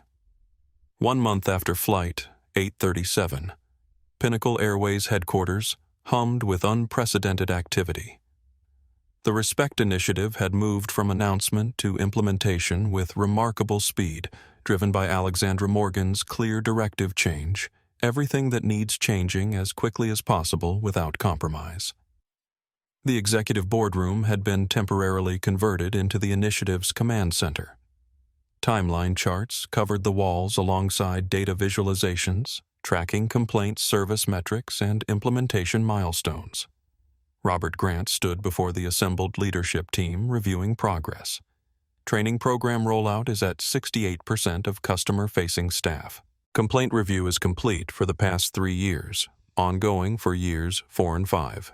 The service feedback app launches next week for beta testing on selected routes.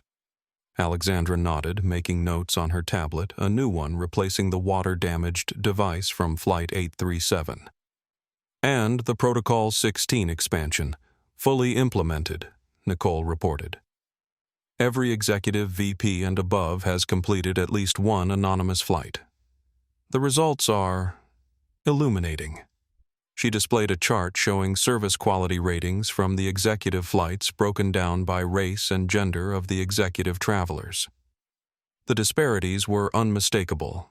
White male executives consistently reported excellent service, while executives of color, particularly women, reported noticeable differences in quality attention and respect.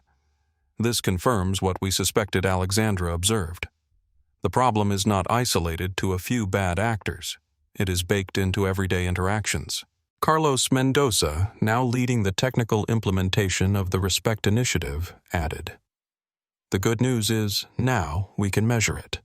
The real-time feedback system is already identifying patterns we could not see before." Alexandra turned to Diana Foster, who had been unusually quiet throughout the meeting. Diana, update on the in-flight services restructuring. Diana straightened in her seat.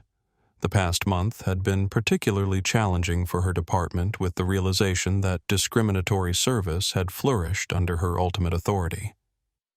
We have reorganized the entire complaint handling structure, she reported. Any complaint suggesting potential bias now goes directly to a specialized review team, bypassing the old chain of command entirely. And we have implemented blind reviews names and identifying details removed to reduce the influence of existing relationships. And Michael Donnelly's team, Alexandra, pressed. Complete overhaul, Diana confirmed. 3 additional supervisors terminated for similar patterns of complaint suppression. New leadership team in place with clear accountability metrics tied directly to equitable service outcomes. Alexandra nodded her approval. Good. Remember, we are not just fixing what broke on Flight 837, we are addressing the conditions that made it possible. The meeting continued with detailed updates from each department, followed by planning for the next implementation phase. Throughout, Alexandra maintained her characteristic focus on measurable outcomes rather than symbolic gestures. As the meeting concluded, Alexandra remained behind with Robert and Nicole to discuss a sensitive aspect of the initiative. We need to address the Elizabeth Whitfield situation. Nicole began referencing the wealthy passenger who had encouraged Victoria's behavior. Robert frowned. She has been a platinum status member for 15 years, one of our highest revenue customers, who actively reinforced discriminatory behavior, Nicole pointed out. The flight records show she not only approved of Victoria's actions, but explicitly encouraged differential treatment. Alexandra considered this. What is the status of her upcoming bookings? Nicole consulted her tablet. 3 flights scheduled over the next 2 months. Paris, New York next week, then New York-London and London-New York in early June. Do not cancel them, Alexandra decided after a moment. But downgrade her loyalty status pending completion of our new passenger code of conduct training. Robert raised an eyebrow. You want to require a passenger to undergo training? I want to establish that holding platinum status with Pinnacle means more than just flying frequently or paying for premium cabins, Alexandra clarified. It means upholding certain standards of behavior toward our staff and other passengers. She will push back, Robert warned. Possibly cancel her relationship with us entirely. That is her choice, Alexandra replied simply. But we cannot create a new culture while allowing the old behaviors to continue unchallenged, whether from our staff or our passengers. After Robert departed, Nicole remained to discuss a personnel matter that had been developing in parallel to the broader initiative. Thomas Wright accepted the training specialist position, she reported. He has already developed some impressive insights for the frontline implementation. I am not surprised. Alexandra smiled slightly. He demonstrated remarkable courage and clarity on that flight. Exactly the qualities we need leading this change. Nicole hesitated, then added, There has been some pushback from longer-tenured staff, comments suggesting he has only been promoted because he was nice to the CEO on the right day. Expected. Alexandra shrugged. Change is uncomfortable. Some people will look for any explanation that lets them dismiss it. Keep supporting him, but do not shield him entirely. He needs to develop the resilience to face that resistance directly. As Nicole departed, Alexandra turned to the window overlooking the Manhattan skyline. In the month since Flight 837, Pinnacle Airways had initiated more structural change than in the previous 3 years combined. The incident had been painful, public, and personally humiliating, but it had also created an opening for transformation that might otherwise have taken years to achieve. Sometimes she reflected the most powerful catalyst for change was seeing the problem too clearly to ignore it any longer. Her phone buzzed with a message from Thomas Wright. You should see this. Attached was a link to Miguel Rodriguez's latest video. The travel journalist had been following the Respect Initiative's implementation, closely providing regular updates to his now massive audience. This latest installment was titled 1 Month Later, How Pinnacle Airways is Actually Changing. Alexandra watched as Miguel documented the tangible changes already visible across Pinnacle's operation. More diverse flight crews, new training sessions in progress, the beta version of the feedback app being tested by passengers. He had interviewed frontline staff executives and travelers, creating a comprehensive picture of a company in transformation. What makes this different from typical corporate damage control, Miguel concluded in the video, is that Pinnacle is not just changing policies on paper. They are changing behaviors on planes, and they are inviting passengers to hold them accountable in real time. That is not PR spin. That is genuine commitment to improvement. Alexandra sent a brief reply to Thomas, progress, not perfection, but definitely progress. The real test would come in the months and years ahead as the immediate pressure of the public incident faded and the daily challenges of implementation remained.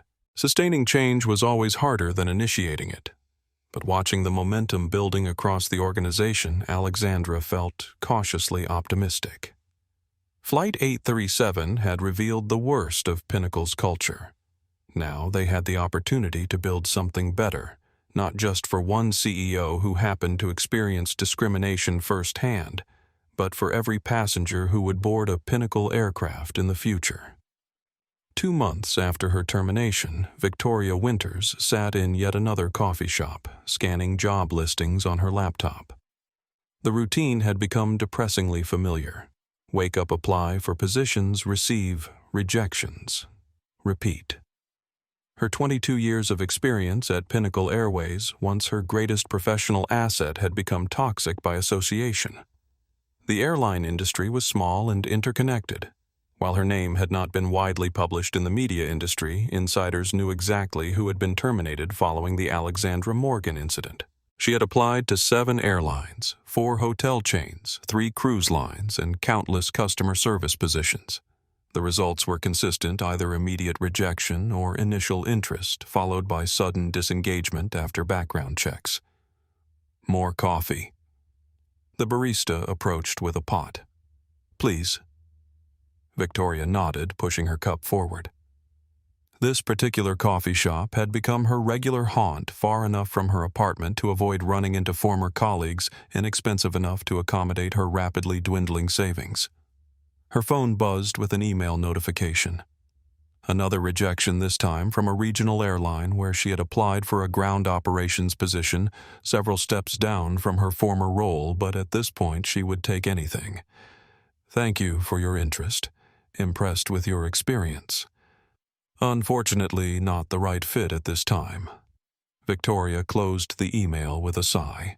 The carefully crafted language could not disguise the underlying message. "You are untouchable."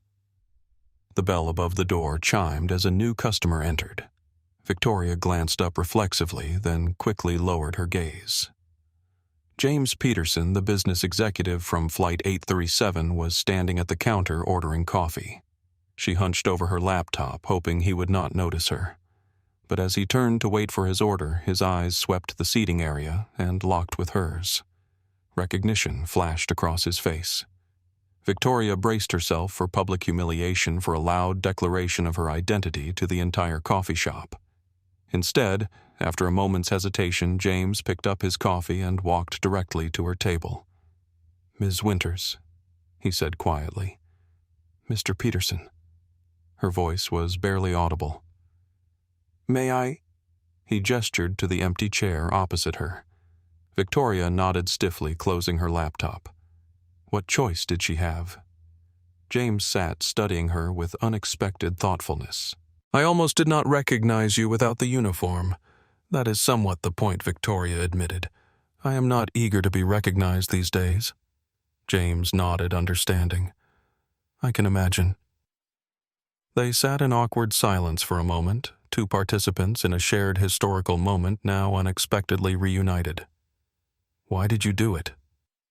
James finally asked, his tone more curious than accusatory. "On the flight. You must have known it was wrong even before you discovered who she was." Victoria stared into her coffee. The question was one she had been asking herself for 2 months without reaching a satisfying answer. "I do not know," she finally said. "Not really. It just seemed normal.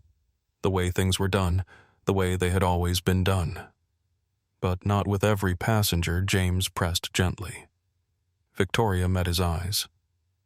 "No, not with every passenger." Another silence, heavier this time. "I am not a racist," Victoria said suddenly, the words sounding hollow even to her own ears. "I never thought of myself that way. I had ideas about who belonged in first class, what they should look like, how they should act, and Ms. Morgan did not fit that image. No, she did not." Victoria's voice dropped to a whisper. "And I never questioned why I had that image in the first place." James nodded slowly. "I have been thinking about that flight a lot, about why I did not say anything until it was too late, about what that says about me." Victoria looked up, surprised by the confession. "You were just a passenger." "Who saw something wrong and stayed silent," James countered. "That makes me part of the problem too, does not it?" The question hung between them, neither accusation nor absolution, simply an honest reckoning with uncomfortable truth. "What will you do now?" James asked after a moment. Victoria gestured to her laptop. "Try to find work, though at this point I would settle for any job that would have me." James considered this. "It will not be easy. The story is still making waves throughout the industry." "I know." Victoria's voice was resigned. 22 years building a career destroyed in a single day. "Because of choices you made." James reminded her gently but firmly. Victoria did not argue the point. "Yes, because of choices I made." James finished his coffee and stood to leave. But instead of simply walking away, he pulled a business card from his wallet and placed it on the table. "Westridge Capital has a foundation that supports professional retraining programs," he said. "When you are ready to build something new, something better, give them a call. Mention my name." Victoria stared at the card. "Why would you help me?" James considered the question seriously. "Because I believe in second chances. But more importantly because I believe that people who recognize their mistakes have something valuable to teach others about avoiding the same ones." He turned to leave, then paused. "The path forward is not going back to who you were, Ms. Winters. It is becoming someone different, someone better." As James departed, Victoria remained at the table, his business card sitting before her like a small, unexpected bridge to a possible future. Not forgiveness, she had not earned that yet. Not restoration, her former life was irrevocably gone. But perhaps eventually redemption. She picked up the card, turning it over in her fingers thoughtfully. Then she tucked it carefully into her wallet alongside the growing collection of rejection letters, a tiny fragile seed of possibility amid the wreckage of what had once been her life. That evening, Victoria did something she had avoided for 2 months. She opened her laptop and typed Alexandra Morgan Pinnacle Airways into the search bar. Dozens of articles appeared documenting not just the incident, but the subsequent transformation of the airline under Alexandra's leadership. Victoria read for hours, absorbing the details of the Respect Initiative, the structural changes to complaint, handling the expanded Protocol 16 program. She read comments from other Pinnacle employees, from industry analysts, from passengers experiencing the changes firsthand. And for the first time since her termination, she allowed herself to confront the full reality of what she had done and the positive changes that had paradoxically resulted from her terrible behavior. She had lost everything. But Pinnacle Airways was becoming better because of it. There was a certain bitter justice in that realization, a hard but necessary lesson in consequences and accountability. Victoria closed her laptop and walked to her window, gazing out at the New York skyline. Somewhere out there, Alexandra Morgan was leading the transformation of an airline that Victoria had once called home. And somewhere out there, perhaps, was Victoria's own path to becoming someone different, someone better. It would not be easy. It would not be quick. It might not even be possible. But for the first time in 2 months, Victoria Winters allowed herself to consider a future defined not by what she had lost, but by what she might yet become. Welcome to Pinnacle Airways Flight 921 to London. My name is Thomas Wright, and I will be your lead flight attendant today. Thomas moved through the first-class cabin with practiced ease, greeting each passenger with the same warm professionalism regardless of appearance, dress, or demeanor. 6 months into his role as a training specialist for the Respect Initiative, he still maintained his flight qualifications by serving as lead attendant on selected routes, a bridge between the corporate headquarters where policies were made and the aircraft cabins where they were implemented. Ms. Jackson, welcome aboard. Your pre-flight beverage will be served shortly. Mr. Rodriguez, good to see you again. How was your conference in Barcelona? Miguel Rodriguez smiled as he stowed his carry-on. Productive, and congratulations on the feature in Business Weekly. The CEO who flew coach to transform first class. Quite a headline. Thomas nodded. Ms. Morgan deserves the recognition. The changes she has implemented are making a real difference. Indeed, Alexandra Morgan had recently been featured on the cover of Business Weekly, the headline celebrating her hands-on approach to corporate transformation.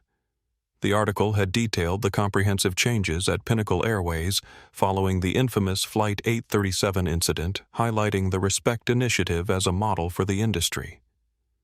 The most visible change was the small golden pin now worn by every Pinnacle crew member, a circular emblem inscribed with the word respect, serving as both public commitment and daily reminder of the company's values. Less visible but more substantive were the structural changes the new complaint handling system that had already processed over 5,000 service reports, the real-time feedback app now used by thousands of passengers daily, the expanded training program that had reached 100% of customer-facing staff. The results were measurable. Customer satisfaction scores had increased across all demographic groups. More importantly, the gap between satisfaction scores from white passengers and passengers of color had narrowed significantly, not by reducing quality for some, but by improving it for all. Thomas? A voice interrupted his thoughts. Do you have a moment? Thomas turned to find James Peterson settling into his seat in row 3. Of course, Mr. Peterson. What can I do for you? James lowered his voice. I ran into Victoria Winters about 4 months ago. I have been wondering what became of her. Thomas hesitated.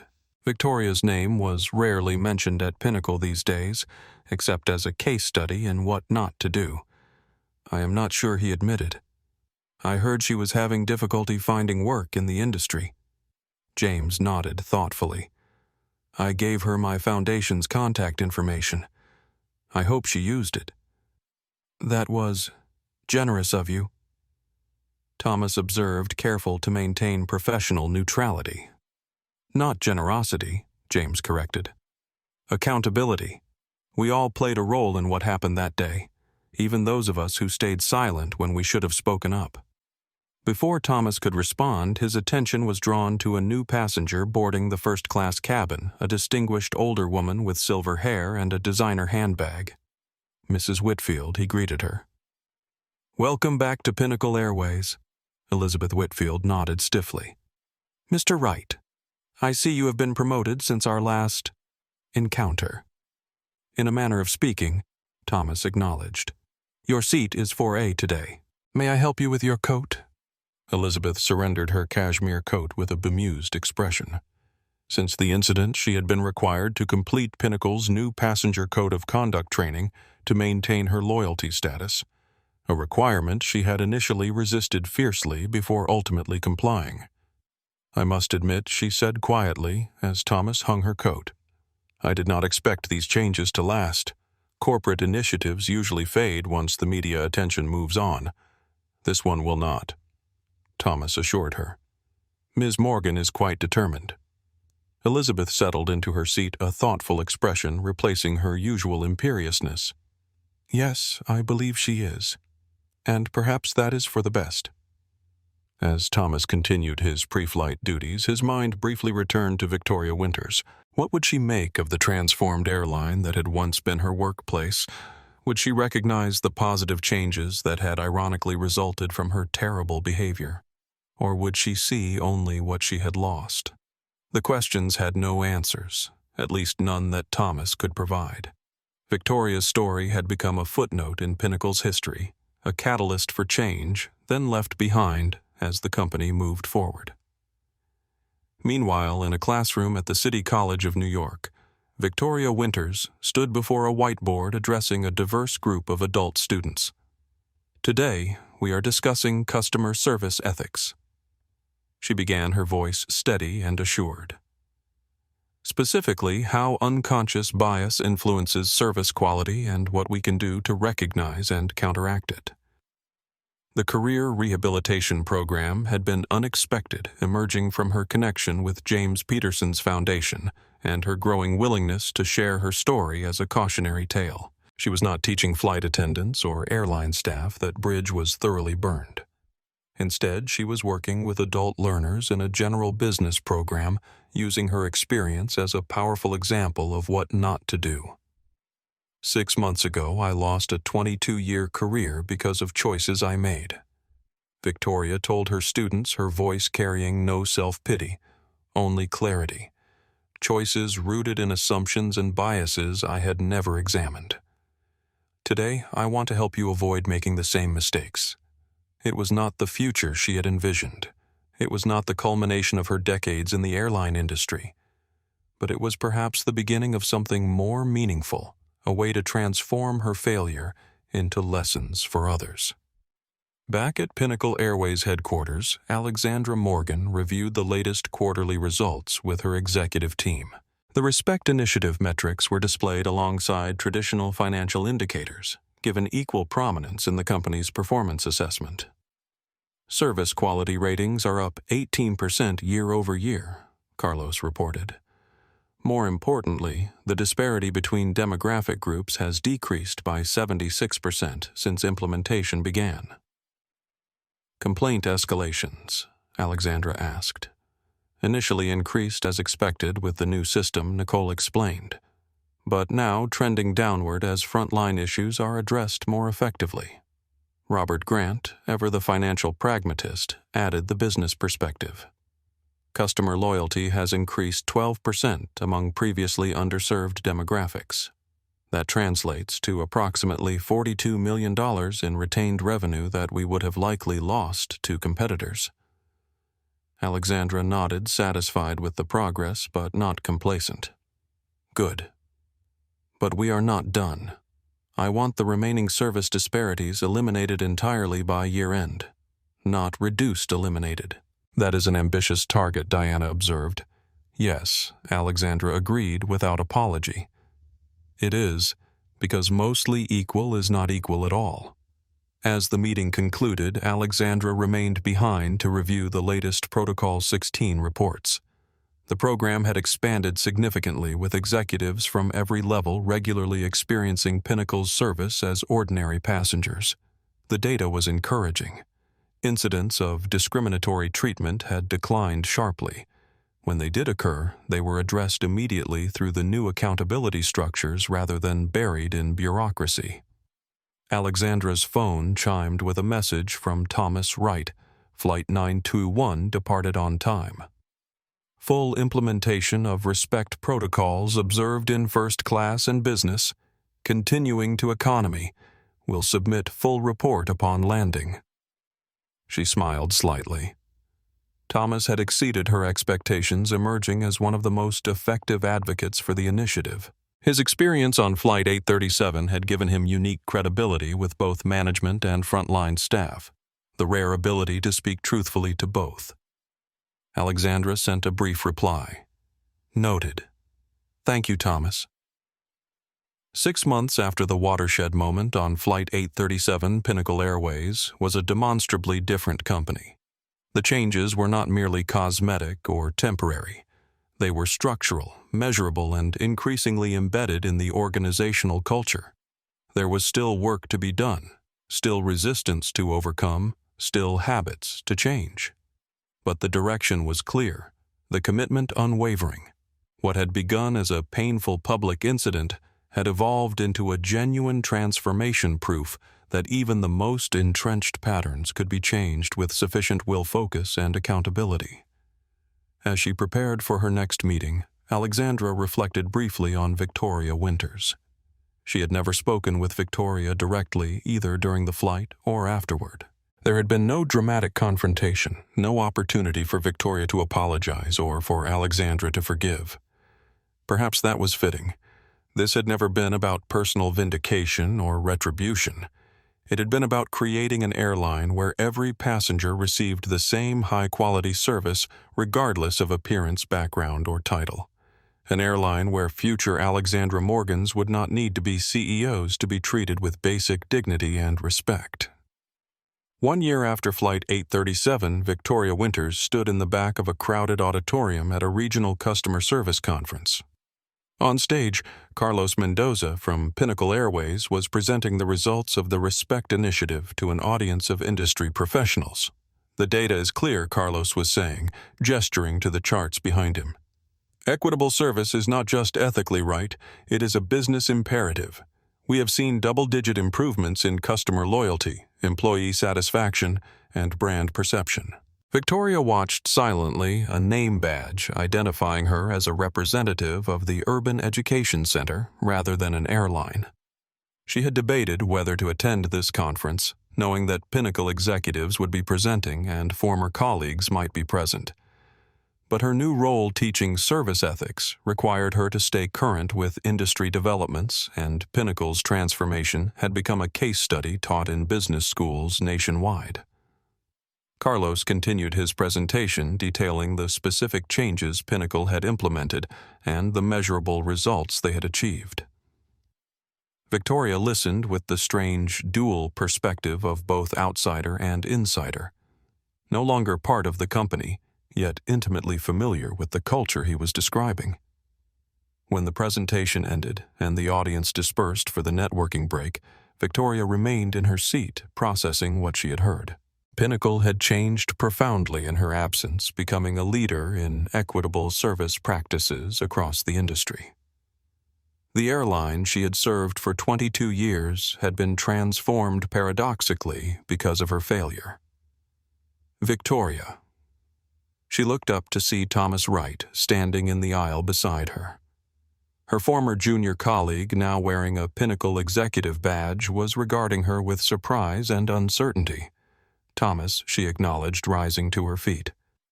"That was an excellent presentation. Thank you," he replied, studying her carefully. "I did not expect to see you here." Victoria gestured to her name badge. "I teach service ethics now. Part of the job is staying informed on industry developments." Thomas nodded, absorbing this information. "I have heard you are doing good work. James Peterson mentioned it when he flew with us a few months ago. James has been unexpectedly supportive," Victoria admitted, "when most people wanted nothing to do with me." An awkward silence fell between them. Former colleagues separated by a chasm of experience and consequence. "How is everything at Pinnacle?" Victoria finally asked. "Changed," Thomas replied simply. "For the better, I think. The Respect Initiative has transformed not just policies but culture. Things that used to be accepted are now addressed immediately. Things that used to be ignored are now measured and managed." Victoria nodded, a complex mixture of emotions crossing her features. "Good. That is, good." "It is," Thomas agreed. Then, after a moment's hesitation, he added, "You know, in a strange way, you helped make it happen.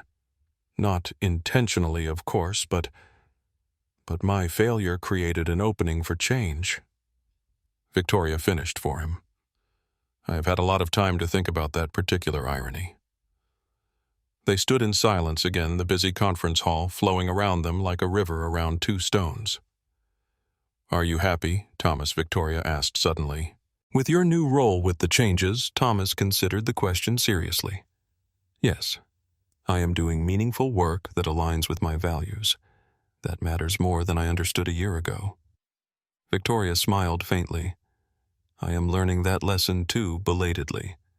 My new role pays less than half what I made at Pinnacle, but the work feels necessary, important, teaching others to avoid your mistakes." "Exactly."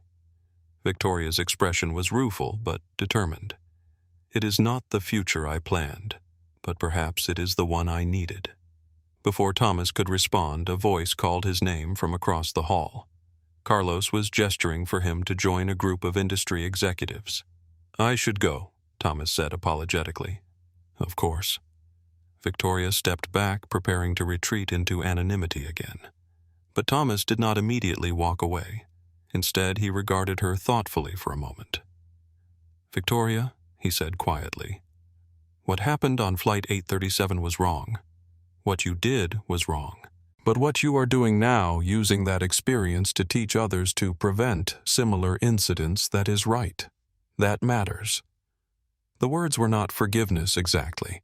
They were not absolution or reconciliation, but they were acknowledgement of her effort to create something meaningful from her failure.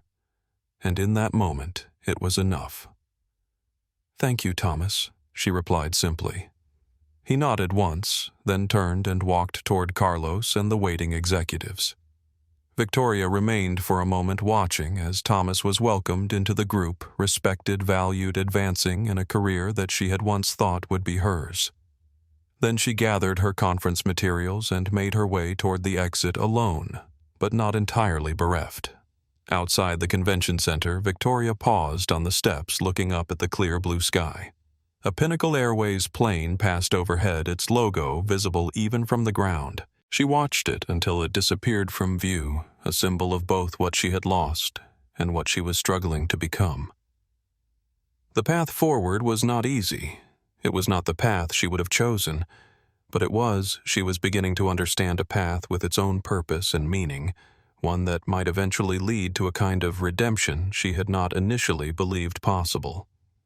Victoria descended the steps and began walking toward the subway, her conference badge swinging slightly with each step. Behind her, the aviation industry continued evolving partially because of mistakes she had made and lessons painfully learned. Ahead of her lay a future still uncertain but no longer empty, a future where her worst failure might become her most valuable teaching tool. It was not the ending she had once envisioned for her story.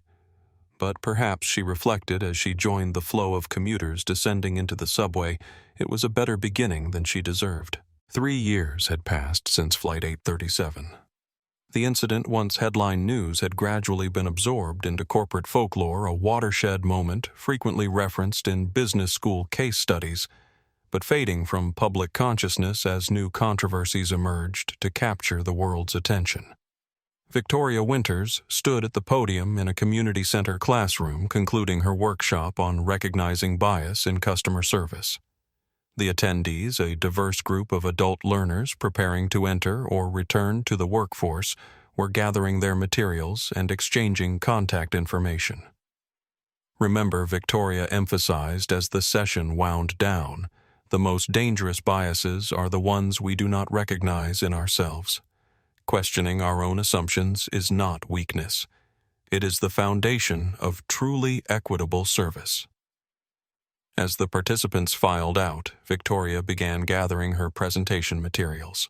The community center's director had poked her head in earlier to mention that a special guest would be observing the next session, someone from a corporate foundation considering funding for the program's expansion. Victoria straightened the classroom, arranging chairs in a semicircle for the afternoon workshop. 3 years of teaching had given her a different perspective on space, no longer the hierarchical environment of an aircraft cabin, but the collaborative circle of a learning community. She checked her watch. 15 minutes until the next session. Just enough time to review her notes and prepare for the observer. Victoria had grown accustomed to Foundation representatives and potential funders sitting in on her workshops. Their presence no longer made her nervous. The door opened behind her. Victoria turned, expecting the center director with the promised visitor.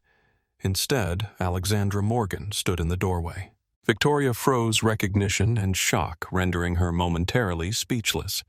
Alexandra looked much as she had 3 years earlier, composed, elegant, in a simple navy suit, her expression calm but alert. The only visible difference was a touch of gray at her temples that had not been there before. "Ms. Winters." Alexandra acknowledged with a slight nod.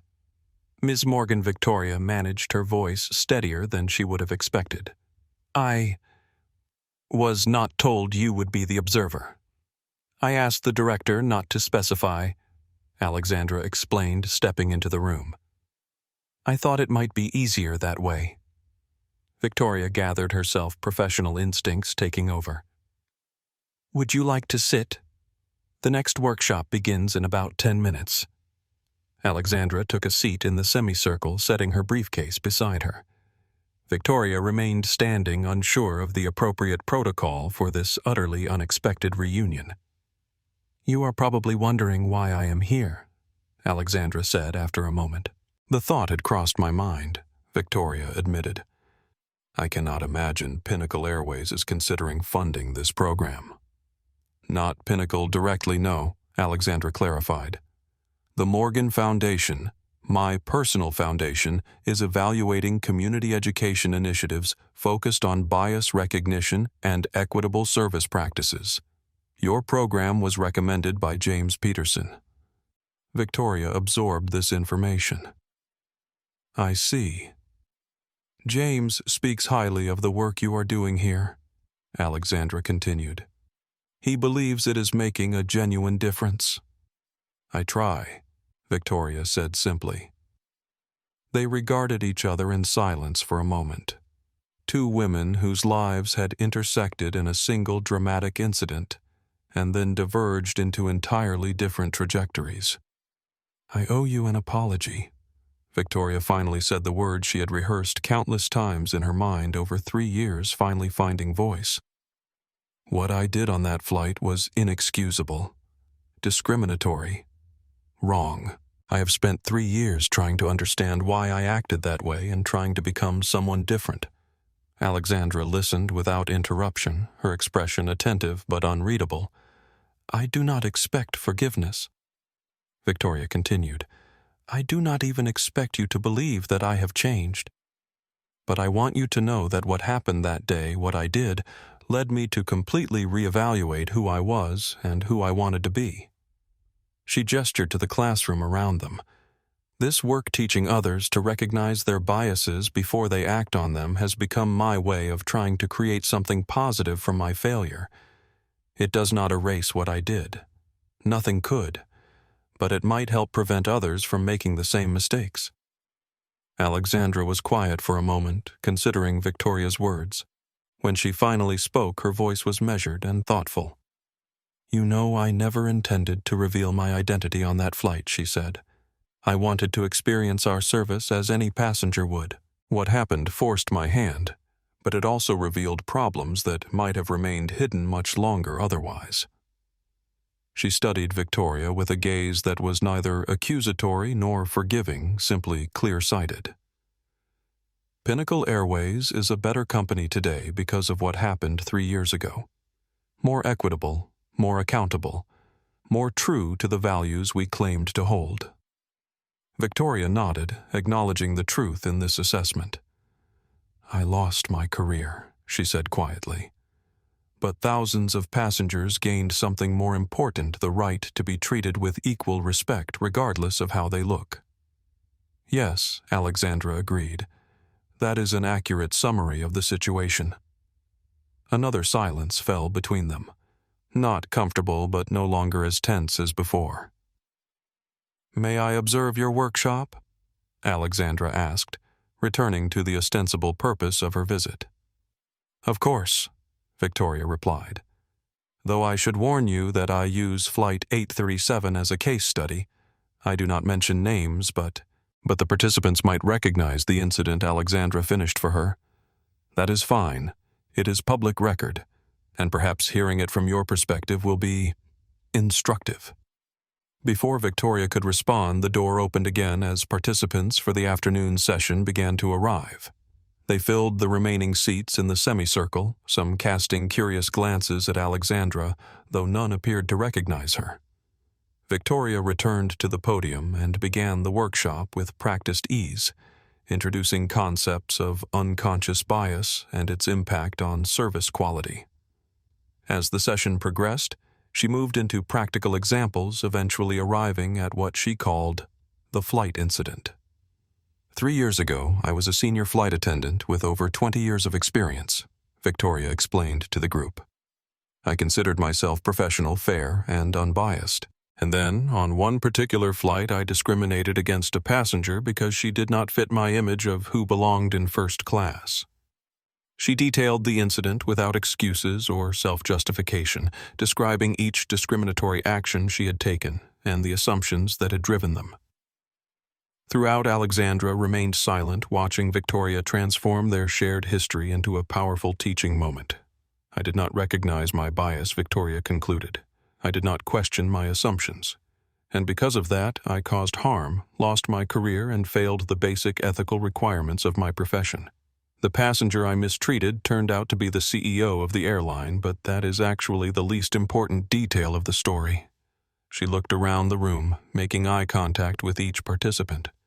She should not have needed to be CEO to receive equal respectful service. No one should. That is the real lesson here. As the workshop continued with group exercises and discussion, Alexandra observed Victoria's teaching style, direct, thoughtful, and notably free from self-pity. She had taken full ownership of her failure and transformed it into a tool for others' learning. When the session concluded 2 hours later, the participants departed with new perspectives and practical strategies. Victoria remained at the podium gathering her materials as Alexandra approached. "That was illuminating," Alexandra said. "You have developed an effective teaching methodology." "Thank you," Victoria replied. "It has evolved over time. I have found that personal failure makes a more powerful example than theoretical concepts." Alexandra nodded in agreement. "The Morgan Foundation will be supporting your program's expansion. The director will receive official notification next week." Victoria looked up, genuinely surprised. "I appreciate that. The program has a waiting list we have not been able to accommodate due to funding constraints." "I believe in the work you are doing," Alexandra said simply. "Not because it absolves past actions, but because it helps prevent future ones." Victoria accepted this assessment with a nod. "That is all I am trying to accomplish at this point." As Alexandra prepared to leave, she paused, considering her next words carefully. "You asked me once in this very discussion if I believed you had changed. I did not answer then, but I will now. Yes, I believe you have. The woman who taught that workshop today is not the same woman who discriminated against me 3 years ago." Victoria swallowed hard, unprepared for the emotional impact of this recognition. "Thank you for saying that. It means a great deal coming from you." "The true measure of change is not in policies or programs," Alexandra observed. "It is in people. And sometimes the people who need to change the most are the ones who can eventually help others change too." Victoria nodded, absorbing the profound truth of this observation. "I lost everything because of who I was," she acknowledged. "But I found something better because of who I am becoming." Alexandra extended her hand, offering not forgiveness exactly, but a certain professional recognition of Victoria's journey. Victoria accepted it. The handshake brief, but significant, a small moment of human connection, bridging the chasm their shared history had created. As Alexandra departed, Victoria remained in the classroom, reflecting on the unexpected closure this encounter had provided. The weight of the past had not disappeared entirely. It never would, but it felt somehow lighter now, more like a lesson carried forward than a burden dragging her back. Outside the community center, Alexandra paused on the sidewalk, looking up at the building where Victoria Winters was transforming her greatest failure into a force for positive change. The symmetry was powerful, both women now dedicated to ensuring that what happened on Flight 837 would never happen again, approaching the same goal from completely different positions. Alexandra's phone buzzed with a message from Thomas Wright, now Vice President of Service Quality at Pinnacle Airways Respect Initiative. Third-year results finalized. 0 statistical difference in service quality across passenger demographics. We did it. Alexandra smiled slightly as she typed her response.